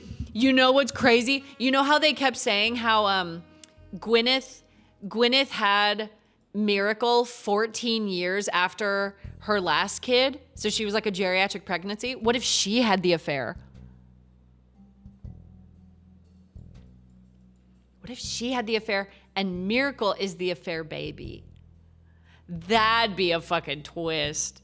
That'd be a twist. This guy going in the magazine being like, they're taking my family's name and blah, blah, blahing. I still don't know Joanna's last name. Oh, oh my God. I'm way past break time. I have to pee. I was like, man, I have to pee, but I've only been streaming for like another 20 minutes. It's been an hour and a half. It's been an hour and a half. We're going to get up and take a stretch break. Okay, we're back. I've rejuvenated tea. I have my lozenge for my cough. Wait, what, Jackrabbit? What the hell? How was your pee? It was good. It turned into a poo. And it was a ghost wipe. So I'm having a pretty good day. I just want to know Joanna's last name. I don't know how you're supposed to look up secretaries. I wonder if maybe somewhere in the document we could find like a leaked schedule or something. I don't know. Sounds fun. The pee to poo pipeline. That is so much fun to say. Not the pee to poo pipeline. Not the piss to poo pipeline. Wait. I think I know who this is. I think this is Stephanie Jones. I think this is Stephanie Jones because in the Remember the political poster of her? She was pregnant? So that has to be Stephanie Jones. Or Stephanie O'Brien Jones. Let's Google her. Because she was the one that was running for some sort of office thing. Stephanie Jones. Yay! It seems Brian Jones has been busy updating Stephanie Jones' campaign website. 2 new sections exist. The first is baby photo. There you see a picture of their new family together in the hospital. I called that shit. I'm sorry. I'm like kind of good at games, you guys. According to the site, our daughter was named after her grandmother, which ended up being very fitting considering she was born the night before Christmas. So would it be like Eve? Our daughter was named after her grandmother. Her being the daughter's grandmother? We named our daughter Jesus. The second is what's next. There's not much of substance there right now, but it lists some small accomplishments and finishes with the recent rise in popularity and controversy surrounding my extended family, there has been some extra attention on me. Stay tuned for announcements in the coming months about how I plan to use this publicity to accomplish bigger and better things. Good for you, Stephanie Jones. The little Christmas hat. Okay, cool. So Brian Jones, Stephanie Landon, and their daughter named after her grandmother. Brian, Stephanie, what was she? She was in politics. And yay! Yay! Cool. Cool. I knew it. I knew Miracle was having an affair. I knew Elias was having an affair. We all knew Guy was having an affair. Jesus Christ. Oh, he's back. Sam! Has Clark reached out to you? Well, let me give you a short history lesson about the last few months of my life. 3 different people contacted me, claiming that somewhere in their history, they might be root trees. First, that young man, the rapper. I ignored that one. He seemed dubious. But then I saw the news. I felt terrible. So I began helping the others. Because my doubts with Felix were so misfounded, I ended up putting too much faith in the second person that approached me. I went to the media prematurely. I admit my mistake there, but the third person who contacted me also had a credible case. Before I could help, the company got to them somehow. The fact that the family silenced them doesn't seem to fill me with hope when it comes to Clark's intentions. What else would his intentions be, though? Should we at least invite her in? She's always standing out in the cold. This poor woman. Does she just happen to be in the neighborhood every time she comes by? Oh yeah, they're vampires. They can't come in unless you invite them in. But you're making progress based on the leads he gave you. It's really hard for me to get a read on him. I'll let you handle it. Of course you will. I handled your entire family tree. I've sent you the case I've been working on, and some Regina Clementine! Mary Beth Clementine! This is my history. The records are quite dense, but hopefully they're useful. Good luck. This is my history. The Clementines. Okay, let me fill out her baby really quick before I forget about the baby. Unknown occupation? Baby. So named after her grandmother.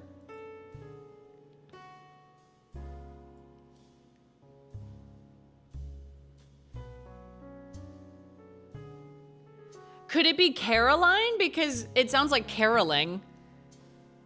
Occupation? Bitch. Okay, so Brian was the one that wrote it.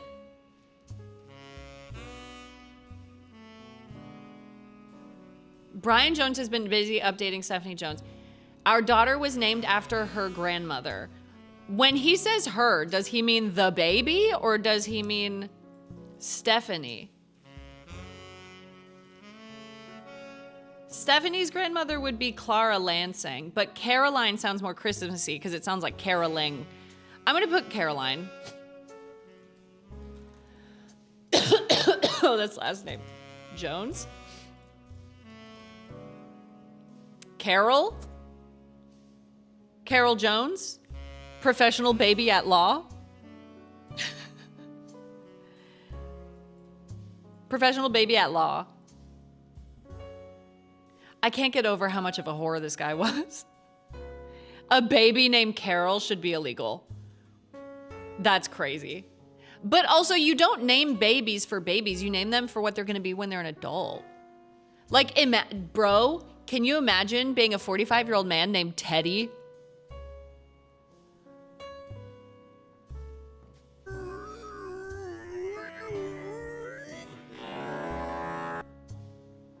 So I don't know. They were kind of planning for her future there, I think. They were planning for her future, I think. Oh, we didn't get David Fellows. Wait, what the fuck then?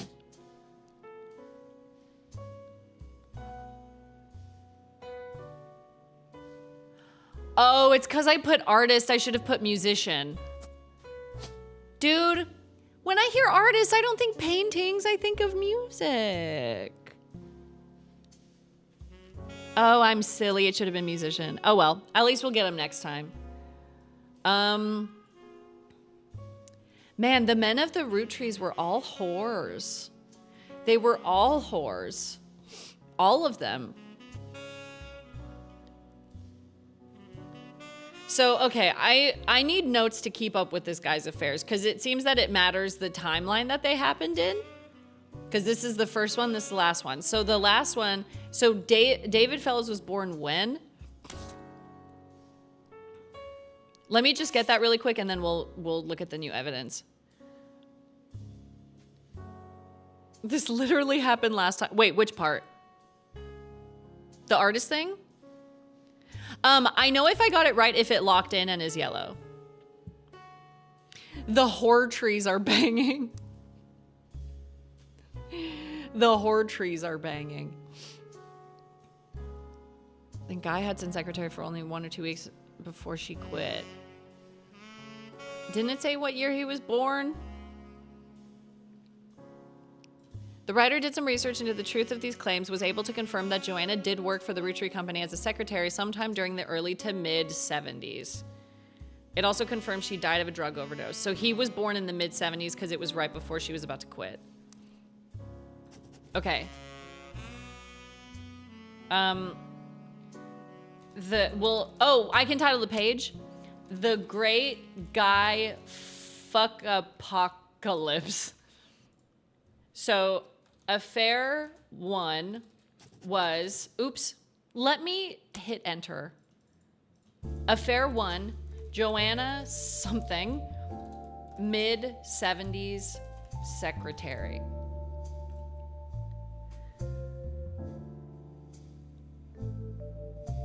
Amazing name.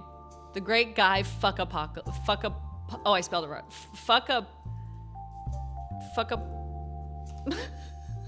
Wait. Fuck-Apocalypse. Close enough. What is her name? Never mind. Let's just look at the stuff. This photo was given to you by Sam Madsen. A woman named Regina Clementine came to her and claimed that her husband has confessed he thinks he's a root tree. The details of this case can be found in your evidence. Stuart is the older boy wearing a vest. The woman in this photo is Mary Beth Clementine, a singer who may have had an affair with Miracle Roottreemania. Oh my God. Well, this kid's a redhead, so she also had an affair with Guy Hudson. This kid is Miracle's baby. This kid is Guy Hudson's baby. No one said I couldn't put someone in the family tree twice. No one said I couldn't. So she had an affair with Miracle. Okay, Mary Beth Clementine. I'm gonna Google just in case that's a stage name, just to be safe. Mary Beth Clementine was a singer most popular in the years between 1942 and 1959. She traveled around the country performing at churches. Her repertoire was a mix of religious and popular songs, and although she recorded a few records, they seem lost to time. The only one you find mentioned was a cover of He's Got the Whole World in His Hands, released under the label New Edison. I forgot that song existed. Is this AI sloth? No, thank fucking God. Apparently, the original version of this game was like a game jam thing, and they did use AI art there, but in this version, it's all real art made by a board game artist. I said the exact same thing. Ryan, you and me are connected at the brain. I said the same thing within like the first 10 minutes of playing. I was like, guys, can someone please tell me this art's not AI? I feel bad saying that because it almost sounds like that means it's bad, but I was like, it's so smooth.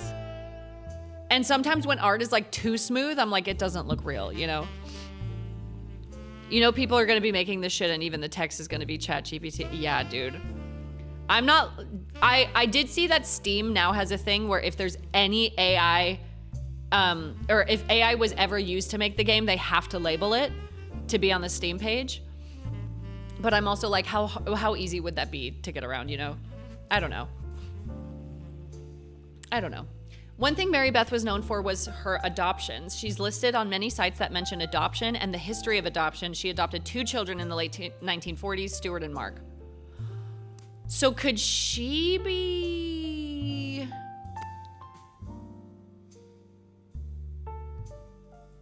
This has to be her then. Wait. Bruh, hold on.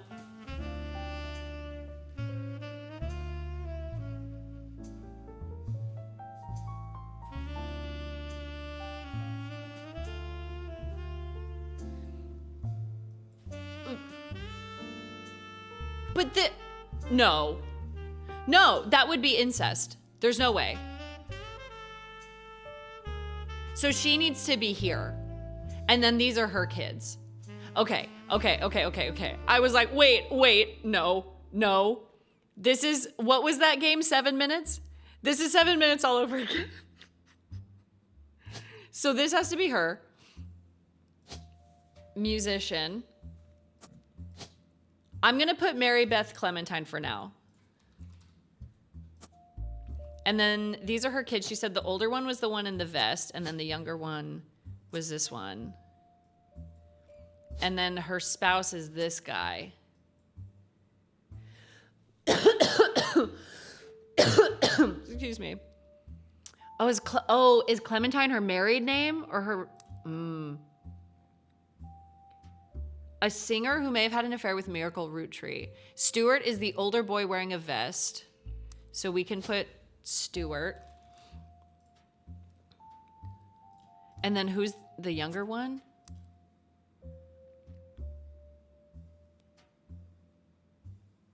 A woman named Regina Clementine came to her and claimed that her husband has confessed he thinks he's a Roottree.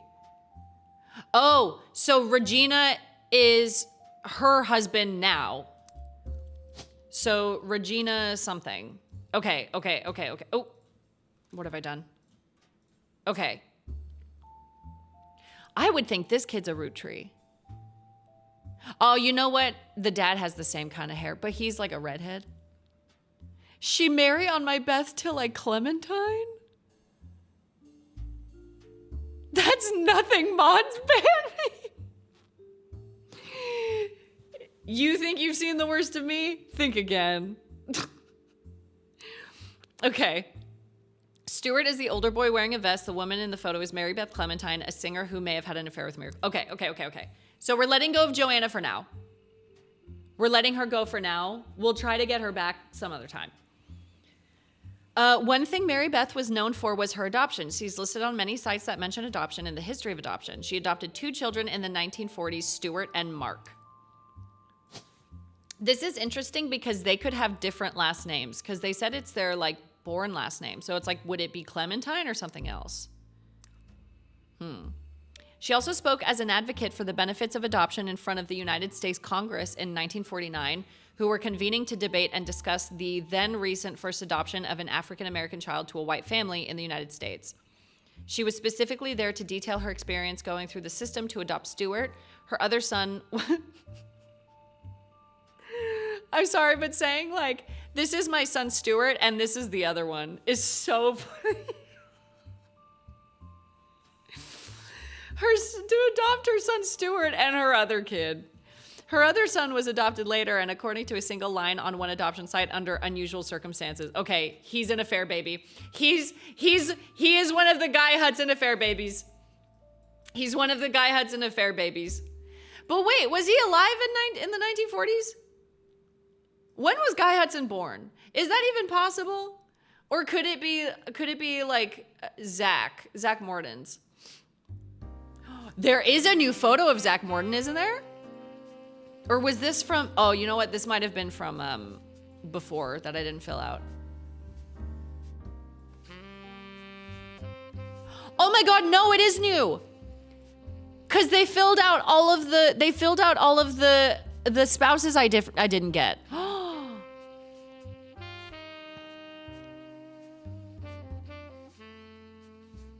It unlocks anything from the last game, so the gaps are new. Okay, so there's a gap with Chris Rafferty. There's a gap with Zach Morton. He also had secretary, so he could have had a love kid. Clark Rafferty. And that's it so far.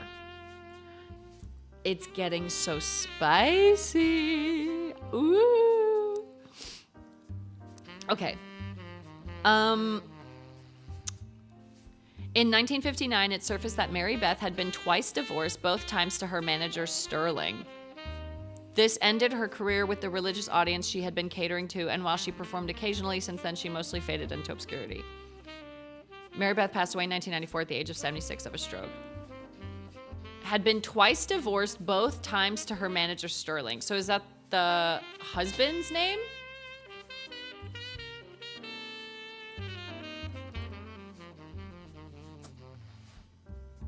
What was her maiden name?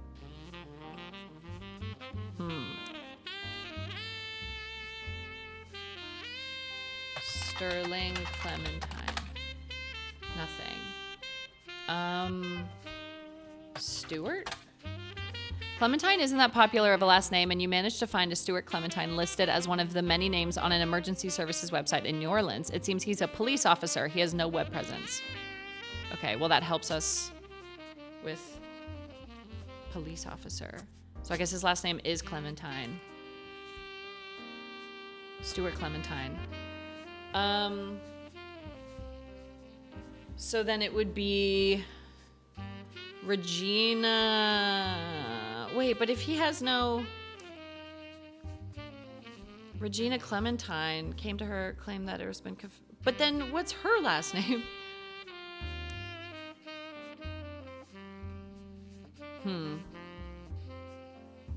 Oh! Okay, sorry. Okay, I'm getting there. So what about Mark Clementine? What's Mark up to these days? Crocodile Clementine is listed on a website titled The Infamy List. It's a massive list of criminals who are known for odd crimes. This man? Gustavo! How's my broken queen doing? I'm doing much better. Actually, you just reminded me to sip my tea. I'm doing much better. The nurse practitioner I saw on Monday was locked the fuck in. Everything I told her that was wrong with me, she was like, say less. I already know what to do with you. Take this and this and this, and take this brace and put a pillow against your ribs. Take this inhaler. I was like, I feel like a new woman. I feel like I was just reborn.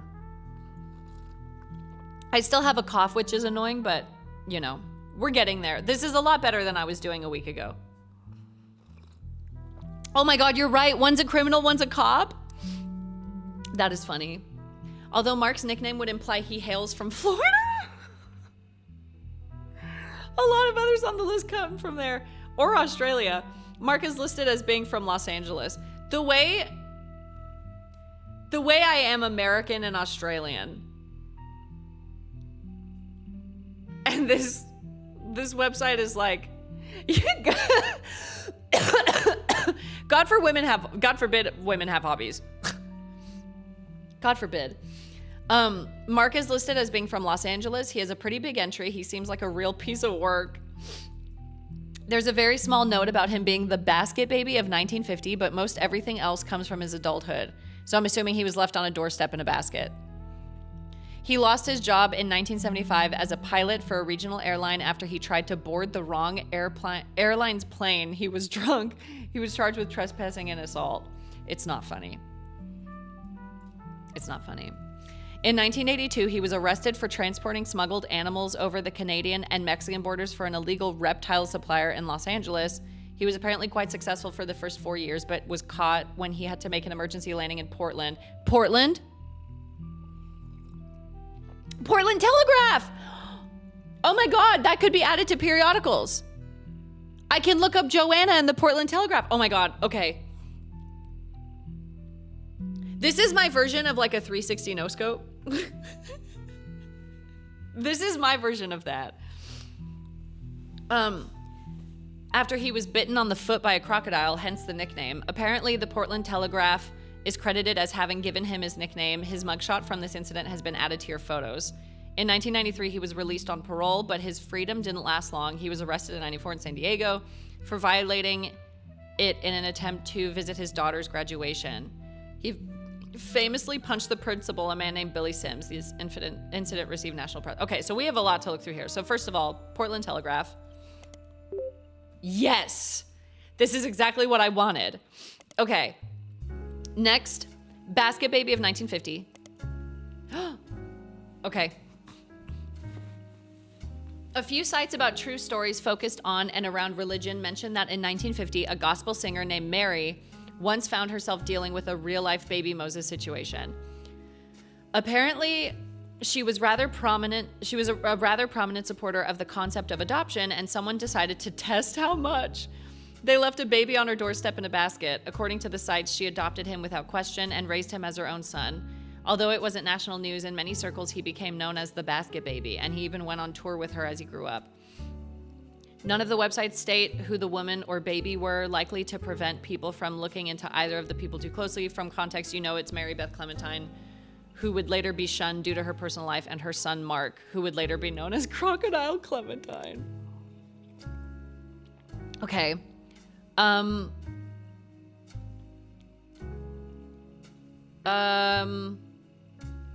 Billy Sims, because maybe I can find a photo of his daughter. Billy Sims is the principal of Sandstone Canyon High School, who had his 15 minutes of fame in 94 when he was punched by Crocodile Clementine at a graduation ceremony. Pretty much every news organization from trustworthy to tabloid seemed to have their own take on the altercation. It wasn't the punch that captured the nation's attention, however. Instead, it was Billy Sims' matter-of-fact response to the threat and his comments afterwards. As heard in a now famous audio clip from someone who was recording the ceremony, Billy saw Mark hop onto the graduation stage and said, "Sir, you'll want to sit down or we'll have a problem." At that point, Crocodile reportedly sucker punched him in the face. Billy, apparently only slightly dazed, said, "All right, sir, I guess we'll have a problem." Hop Tua. Clementine tried to throw another punch, but Sims anticipated it and performed a maneuver that spectators described as a wrestling move mixed with a backward somersault, which immediately brought both men to the floor, with Sims straddling Clementine, keeping him neutralized. I'll keep him neutralized, but I'll straddle him, keeping him neutralized. That's what they call me in high school. That's what they call me in college. The girl who straddles people, keeping them neutralized. I'll stop. As security arrived, the recording captured someone asking, "How did you do that?" And Sims' response was famously, "Trust me, I'm as surprised as anyone." Okay, this gave me nothing. Sandstone Canyon High School? San Diego, not much about it, though it's mentioned a lot of articles, Billy Sims incident. I'm trying to find his daughter. I can't put crime? Why can't I put criminal as his occupation?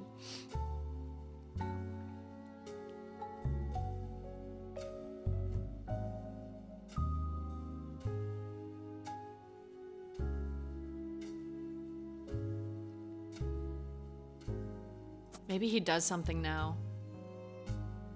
Oh, once you verify this person, you'll be able to add bonus photos. So what about his mugshot?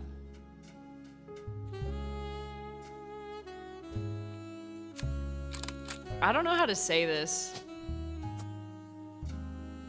Can I say something?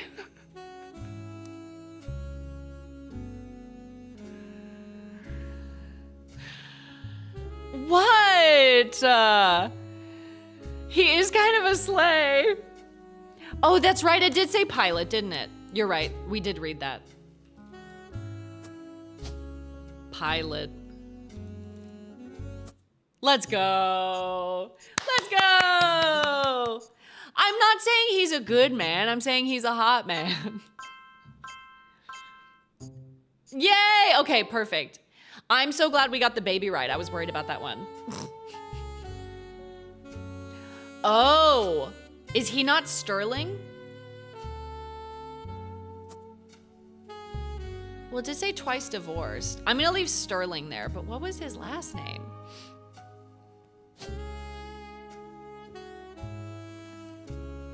Damn, who are you? Okay, the photo was right. This is wrong, so she has a different last name.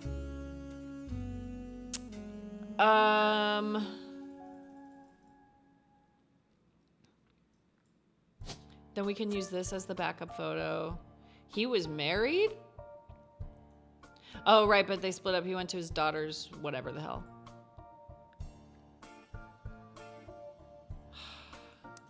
Okay, there's more. There's so much more I haven't read yet. From Six Pieces Prodigy? Oh, Regina Salazar. Okay. Hold on. Okay.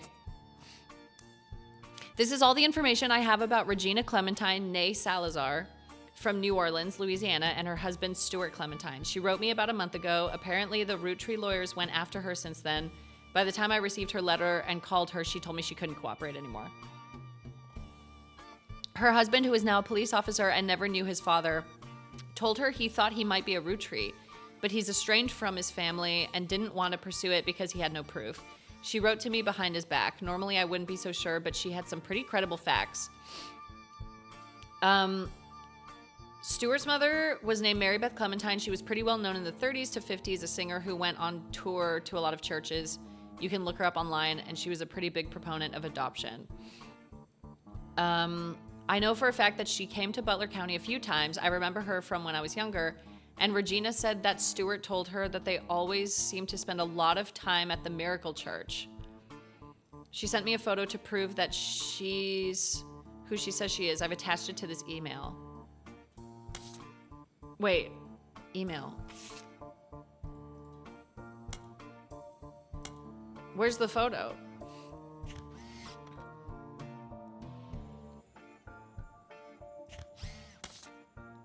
Oh, wait, is it this one? Yes, it's this one. Okay. Company records. Oh, Zach Morton. Oh, staff! This is what I wanted! I wanted company records! Yes! Okay. Office staff, Elizabeth Cravensworth. Leadership, Zach Morton. Secretaries, Joanna Robertson. Everyone shut up. Robertson. We did it. Okay. Secretary. And then Elizabeth was also a secretary, but when was she a secretary? Right? Or was she? No. They met somewhere else.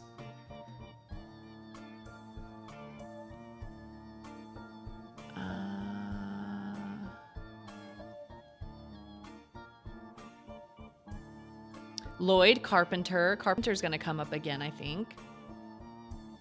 You were given some partial staff records to cross-reference by Sam Madsen. These records are based on old tax mailing information.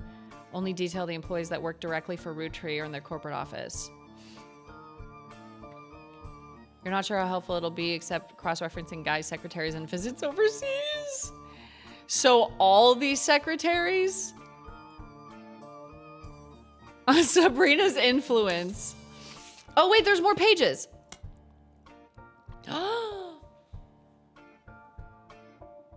Oh, this is going to be so helpful. In 1977, it was announced that Zach would be retiring. Guy would be taking over at the start of 78. They held a retirement party in November before spending the final month working on the transition. 76 to 77, the following changes took place. Joanna Robertson is no longer listed amongst the secretaries, but a Joanna Fellows has been added to the list. So she must have gotten married. And then she left a few weeks later. So I do think Joanna Robertson is her last name.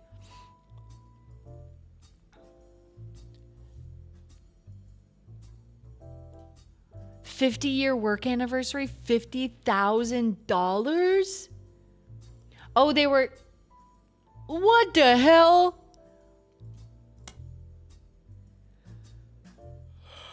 A guy replaces Zachariah.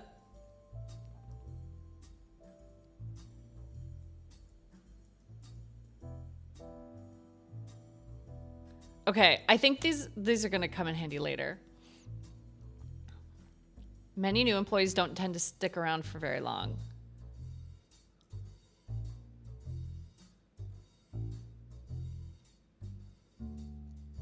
Oh my God.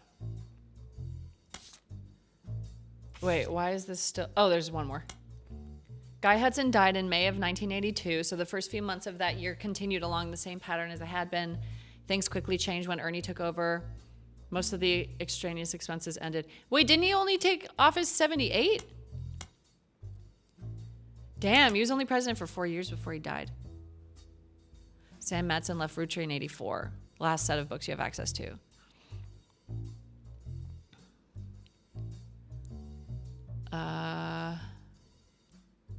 Roottreemania instead uses a temp agency called Work Time Temp for secretaries.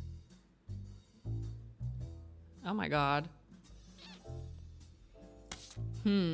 Okay. So who was the Elizabeth that we learned about? That's house money in 76. House money and also appliance money. Is both. Where's the thing I read about Miracle having an affair? Was it this? One of Sam's farm supervisors was named Elizabeth. Elizabeth had a daughter who Sam never met, but who worked as one of Guy's secretaries. According to Elizabeth, a caterer from a local restaurant called Antonelli's met her daughter at one of Guy's parties, and they eloped quickly due to a pregnancy. Elizabeth wasn't aware that the party was for swingers. Rumor has it that her daughter showed up with Guy and didn't seem comfortable switching partners.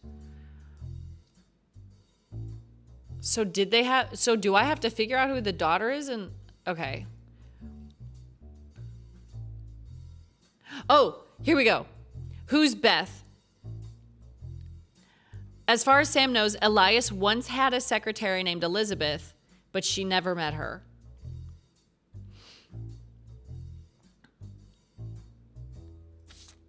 And one of them had been working there for 50 years, right? Where's the 50-year bonus?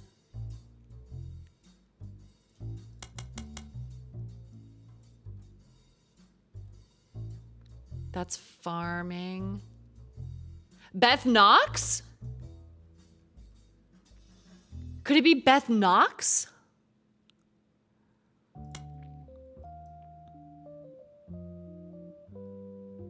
Beth Knox is no longer employed by Roottreemania. Oh. Beth Knox 50-year work anniversary? That could be like a silence thing, but it makes sense because 76 to 26. Yeah, that has to be her. Beth Knox. Okay. Elizabeth Knox. Oh. Elizabeth Knox. I need a photo of her. Elizabeth Knox. I might have to put Beth. Beth Knox? No, that's Beth rings the doorbell.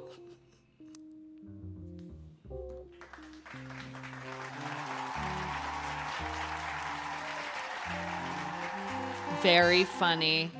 Very funny. I I guess secretary, but I don't think, well, if she was there for 50 years, maybe. Elizabeth Knox. Or would it be just Beth? I think it's just Beth. She knock on my Beth till I get a 50K work bonus. You can keep going with that if you want. You can just keep going. Okay, so we have...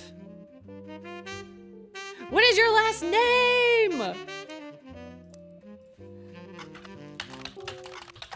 What is your last name?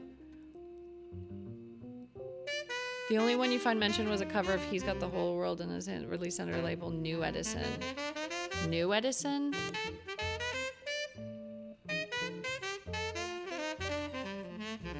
Sterling Edison. Sterling Edison. Edison. But then why was her last name Clementine? Wouldn't it...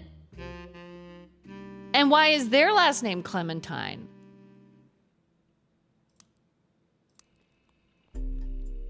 Let me read this. New Edison was a small record label based in Los Angeles that existed for a few years in the 40s. It raced to release cover records of songs that were gaining in popularity. According to a website about the history of recorded sound, it was named after its founder, Sterling Edison. Its biggest claim to fame is being sued by the estate of Thomas Edison in Edison Records v. Edsel. You also find a few references to New Edison and Mary Beth Clementine on sites about old records. One collector says that the Holy Grail is a re-release of the old rugged cross and says that the first edition was originally published before she legally changed her name.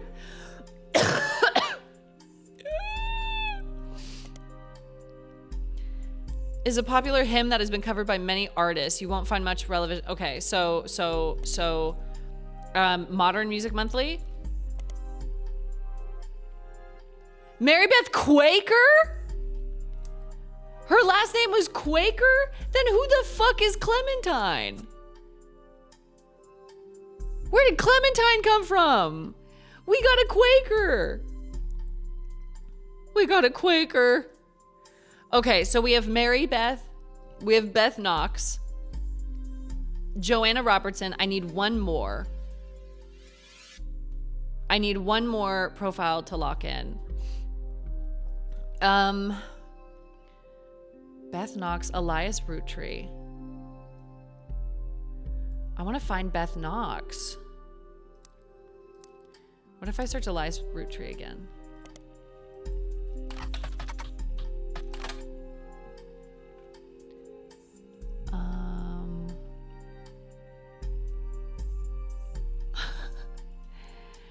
Political groups decided to visit to show support for Elias and Gwyneth's traditional values. Man, this is traditional values.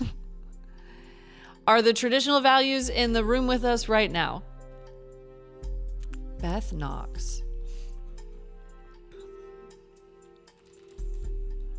What about the Butler County Times? No. Oh, Elizabeth. What about Business Watch? Because she was there for 50 years. No. Oh, that's right. We could look at Portland.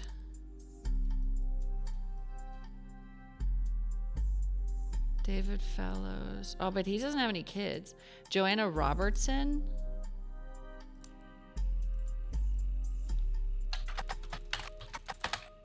Nothing?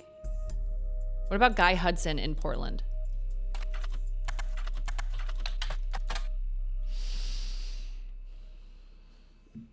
Down low Mormon vibes. Down low Mormon vibes.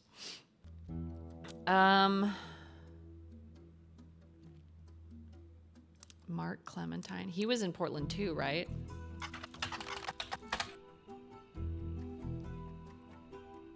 He was flying weekly between Los Angeles, Juarez, and Vancouver in a small plane. His flights were very low, literally under the radar. He was only caught because he was bit by a crocodile. Had to call him Mayday because he was losing blood. He tried to tell them that he was a crop duster who somehow cut his leg on a loose piece of metal in the cockpit. Story seemed very odd, and controllers quickly alerted police without informing him. Okay, that's it.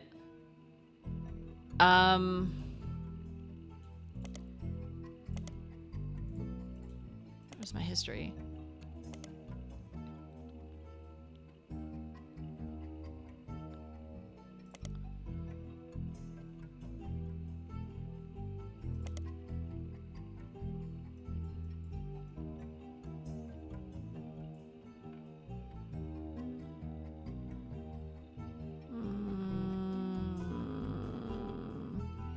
San Diego for violating in an attempt to visit his daughter's graduation. He famously punched the principal, a man named Billy Sims.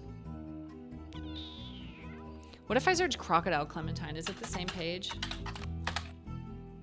Yes. What if I search the infamy list? Same thing. Okay.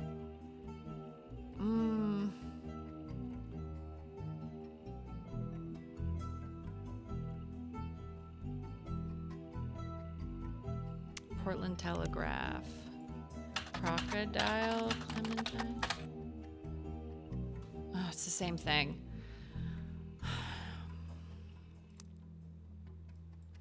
I want to get the one last profile and lock it in and then end there. I just need Beth's fucking photo. But where do you find a photo of old people from the fucking 1900s? It says the current day in the bottom right of the computer screen. Yeah! And the time slowly passes as like more people come to my door. It's pretty neat. It's pretty neat. Beth Knox, secretary. 50-year work anniversary bonus. Yeah, I'm sure it was the anniversary. Totally. Not the cheating.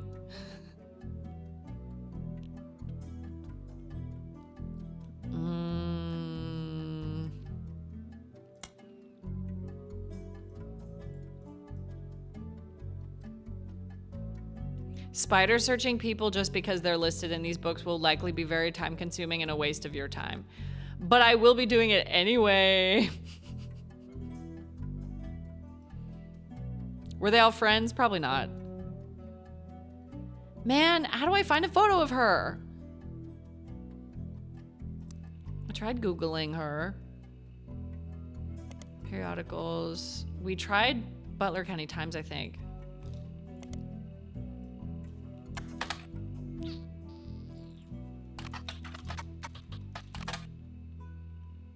Almost everything you find in the first few pages of a result are the same types of things you can find with basic internet search. My occupation is baby. I also did it anyway, because fuck all if I'm going to listen to a game. They were right, but I'm not going to listen. No, I tried this already. Maybe a photo comes later. Because she's the one who dropped off this photo, so maybe I can't fill hers out yet. What about his kids? Mark Clementine. He had a daughter's graduation in '93. So she could be the one that's married. But who is she? Mark Clementine. Daughter. Okay. I did search the... We searched the high school, right? Bree! Bree! Bree, I miss you. Bree! Bree, I miss you. This incident received national press. Okay, that seems important. San Diego for violating in an attempt to visit his daughter's graduation. So we looked up Billy Sims. Sandstone Canyon High School. Hi, Bree. We're playing this game called The Root Trees Are Dead, and it's a genealogy puzzle. And you have to figure out who's related to who and how just by reading like articles and newspapers and stuff. It's fucking cool. It's so cool. With your note-taking, Brie, you would eat this shit up. Right now, we're trying to find all of the love children of this guy from the original family, Guy Hudson, because he was a whore. This man was married and had 5 affairs with possible love children. You would love it, Brie. You would love it. And I think you would solve it pretty quickly because of your note-taking skills. How many children have you found? 1. Just 1. But he's like the first person they introduce you to at the beginning, so.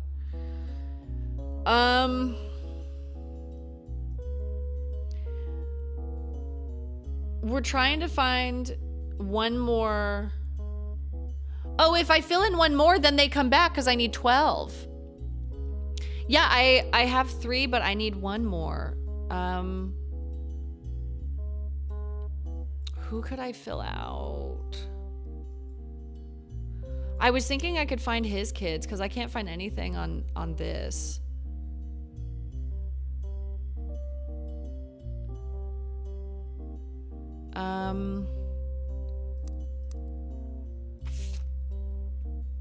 Smuggling reptiles into the United States. Multnomah County Corrections Division. Can I search Multnomah?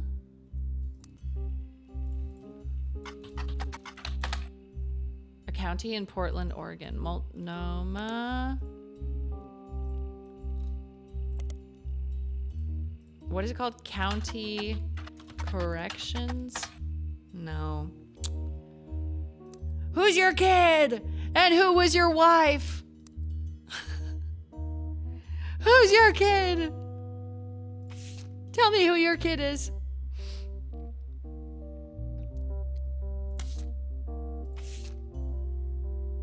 Anonymom.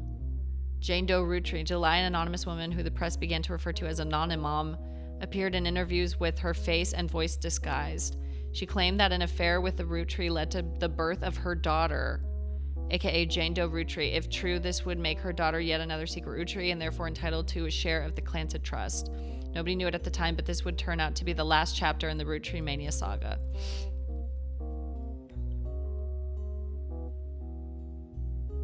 Oh, her daughter was not a Roottreemania. Okay. As more and more of Anonymom's story came out, people began to notice how much it echoed 5Ps in nearly every significant way. The court of public opinion began to turn, confirming the world's suspicions. The DNA test orchestrated by lawyers on both sides proved that her daughter was not a Roottreemania. This final event caused public disappointment, smugness from doubters, and countless accusations of the entire ordeal being an elaborate hoax or attempted fraud. Things got a bit ugly, and the fun of Roottreemania seemed to disappear overnight. Now, a month later, it feels like a distant memory. Have we Googled Roottreemania? Oh. Daytime talk shows had I'm a Secret Roottreemania episodes. Late night hosts and guests made jokes about other lost members of the family. And there was a widely shared website where you could fill in your own name to find out if you were a secret Roottreemania. When you submitted your name, it simply said no with an image of Clark Rafferty LaRue giving you the finger. I'm a secret Roottreemania? This was a TV segment. Nothing came up on Google. I Googled it. Yeah, should I do the search all periodicals thing, or will I be cheating? I know it's not cheating, but like, they're adding so many periodicals that I'm like, fuck. I Googled it. Boogled. Where is it? Enable search all for periodicals. That's true. It's not cheating if it's in the game. I'm turning it on. So, okay. So can I search Mark Clementine? Oh! Okay, so we read this. What the fuck is Piketty? Recent supermarket tabloid that latches onto popular culture. Why the fuck is he in Piketty? Piketty magazine is kind of sleazy, so they're not afraid to publish a few details that more reputable news publications normally wouldn't. You look up the Billy Sims incident, and it seems they did report on it. You gain a few new bits of information, though it might not be useful. This is so handy. This is just Google. This is Google now. Billy Sims was once arrested for throwing a Molotov cocktail at a company that was founded to be testing their products on animals. It's like I said earlier this morning, I am not protesting hard enough. I have got to start shitting in the Seine River. According to police paperwork, Crocodile Clementine's bail was paid for by Tostarito Jacobson. It was fairly expensive. Who the fuck? Mary! Piggotty interviewed other students that were at the event to find out if anyone knew anything, and the word going around was that Mark Clementine showed up because his daughter Mary was graduating that night. I'm gonna guess it's the first one. Mary. So would it be Mary Clementine? And then what's the one in News Time? Their goal was to paint a picture of the two men involved from others who knew them best. Oh! They hunted down Colleen Webb, Mark's ex-wife. Oh my God. I'm so glad I turned this on. Thank you. Tostarito Jacobson, hell of a name. Hell of a name. Not only did they manage to interview Sims' wife, Carla, as well as multiple staff members at a school, but they hunted down Colleen Webb.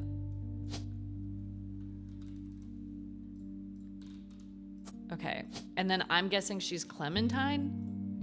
Because they were married? When he was charged with assault of a fellow pilot in 75 and lost his job, they divorced. At the time, she was pregnant with their second daughter, and she felt she needed to get out before things got worse. So maybe the second daughter has a different last name, because they were divorced. She left him and moved to San Diego to live with her sister and told her oldest that her dad had to fly planes for the Army. She raised them both by herself, and although she never went through the trouble of changing their names legally, they used the Webb name so that nobody would connect them to her ex-husband. Okay, so legally their names are still Clementine. Okay. Let's search Colleen Webb. No? Okay. Mary Clementine. No.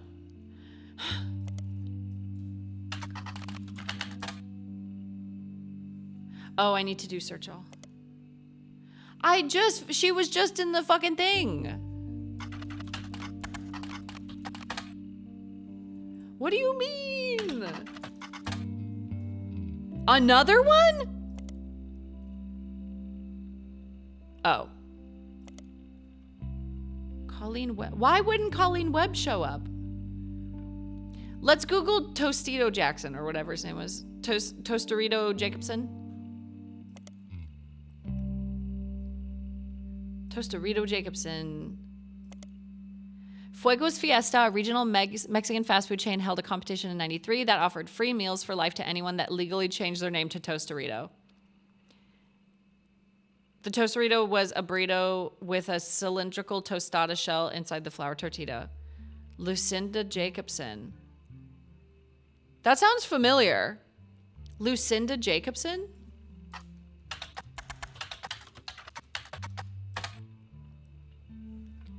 Isn't she on the family tree? I feel like the name Lucinda sounds really familiar. One of them talked about their wife Lucy or something. Oh, Edith Jacobson. Didn't one of them have a wife? Oh, Louisa. I thought there was a Lucinda. I thought I remember a Lucy. But 'twasn't true. 'Twasn't true. Okay, never mind. Not Tostarita Jacobson. No, you've heard Lucinda Jacobson before. I have? Well, then where the hell is she? Lucinda Jacobson. Edith. Oh, it's Edith's sister.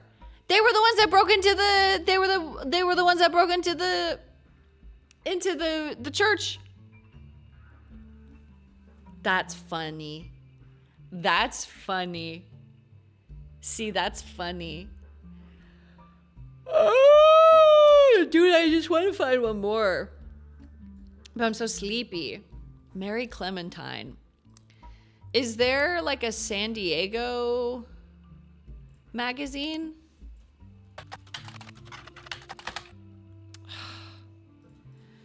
There could be a periodical for San Diego. Because there's one for Butler County and one for Portland, so why wouldn't there be one for San Diego?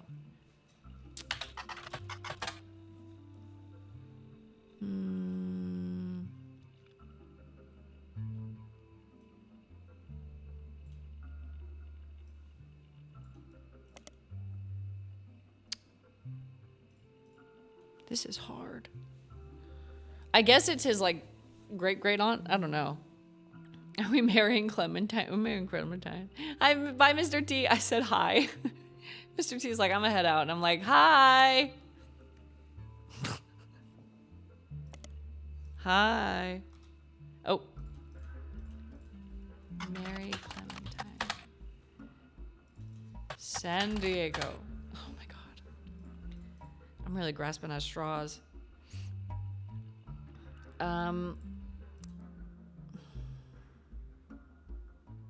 Okay. You know what? I wanted one more, but I'm getting real hungry, so I think I'm going to end it here for tonight. I think I'm going to end it here, and then that way when we play it again, I'll only need one more, and we'll get to the next part pretty quickly. So I think I'm going to end here because it either takes me... In 30 minutes time of this game, I could either find 10 profiles or none, and there's no in between. There's no in between. Yeah, thank you guys so much for hanging out. I'm enjoying this a lot. I'm so glad there's like a whole other section of this game because like I don't want it to be over. It's so fun. I'm having a great time.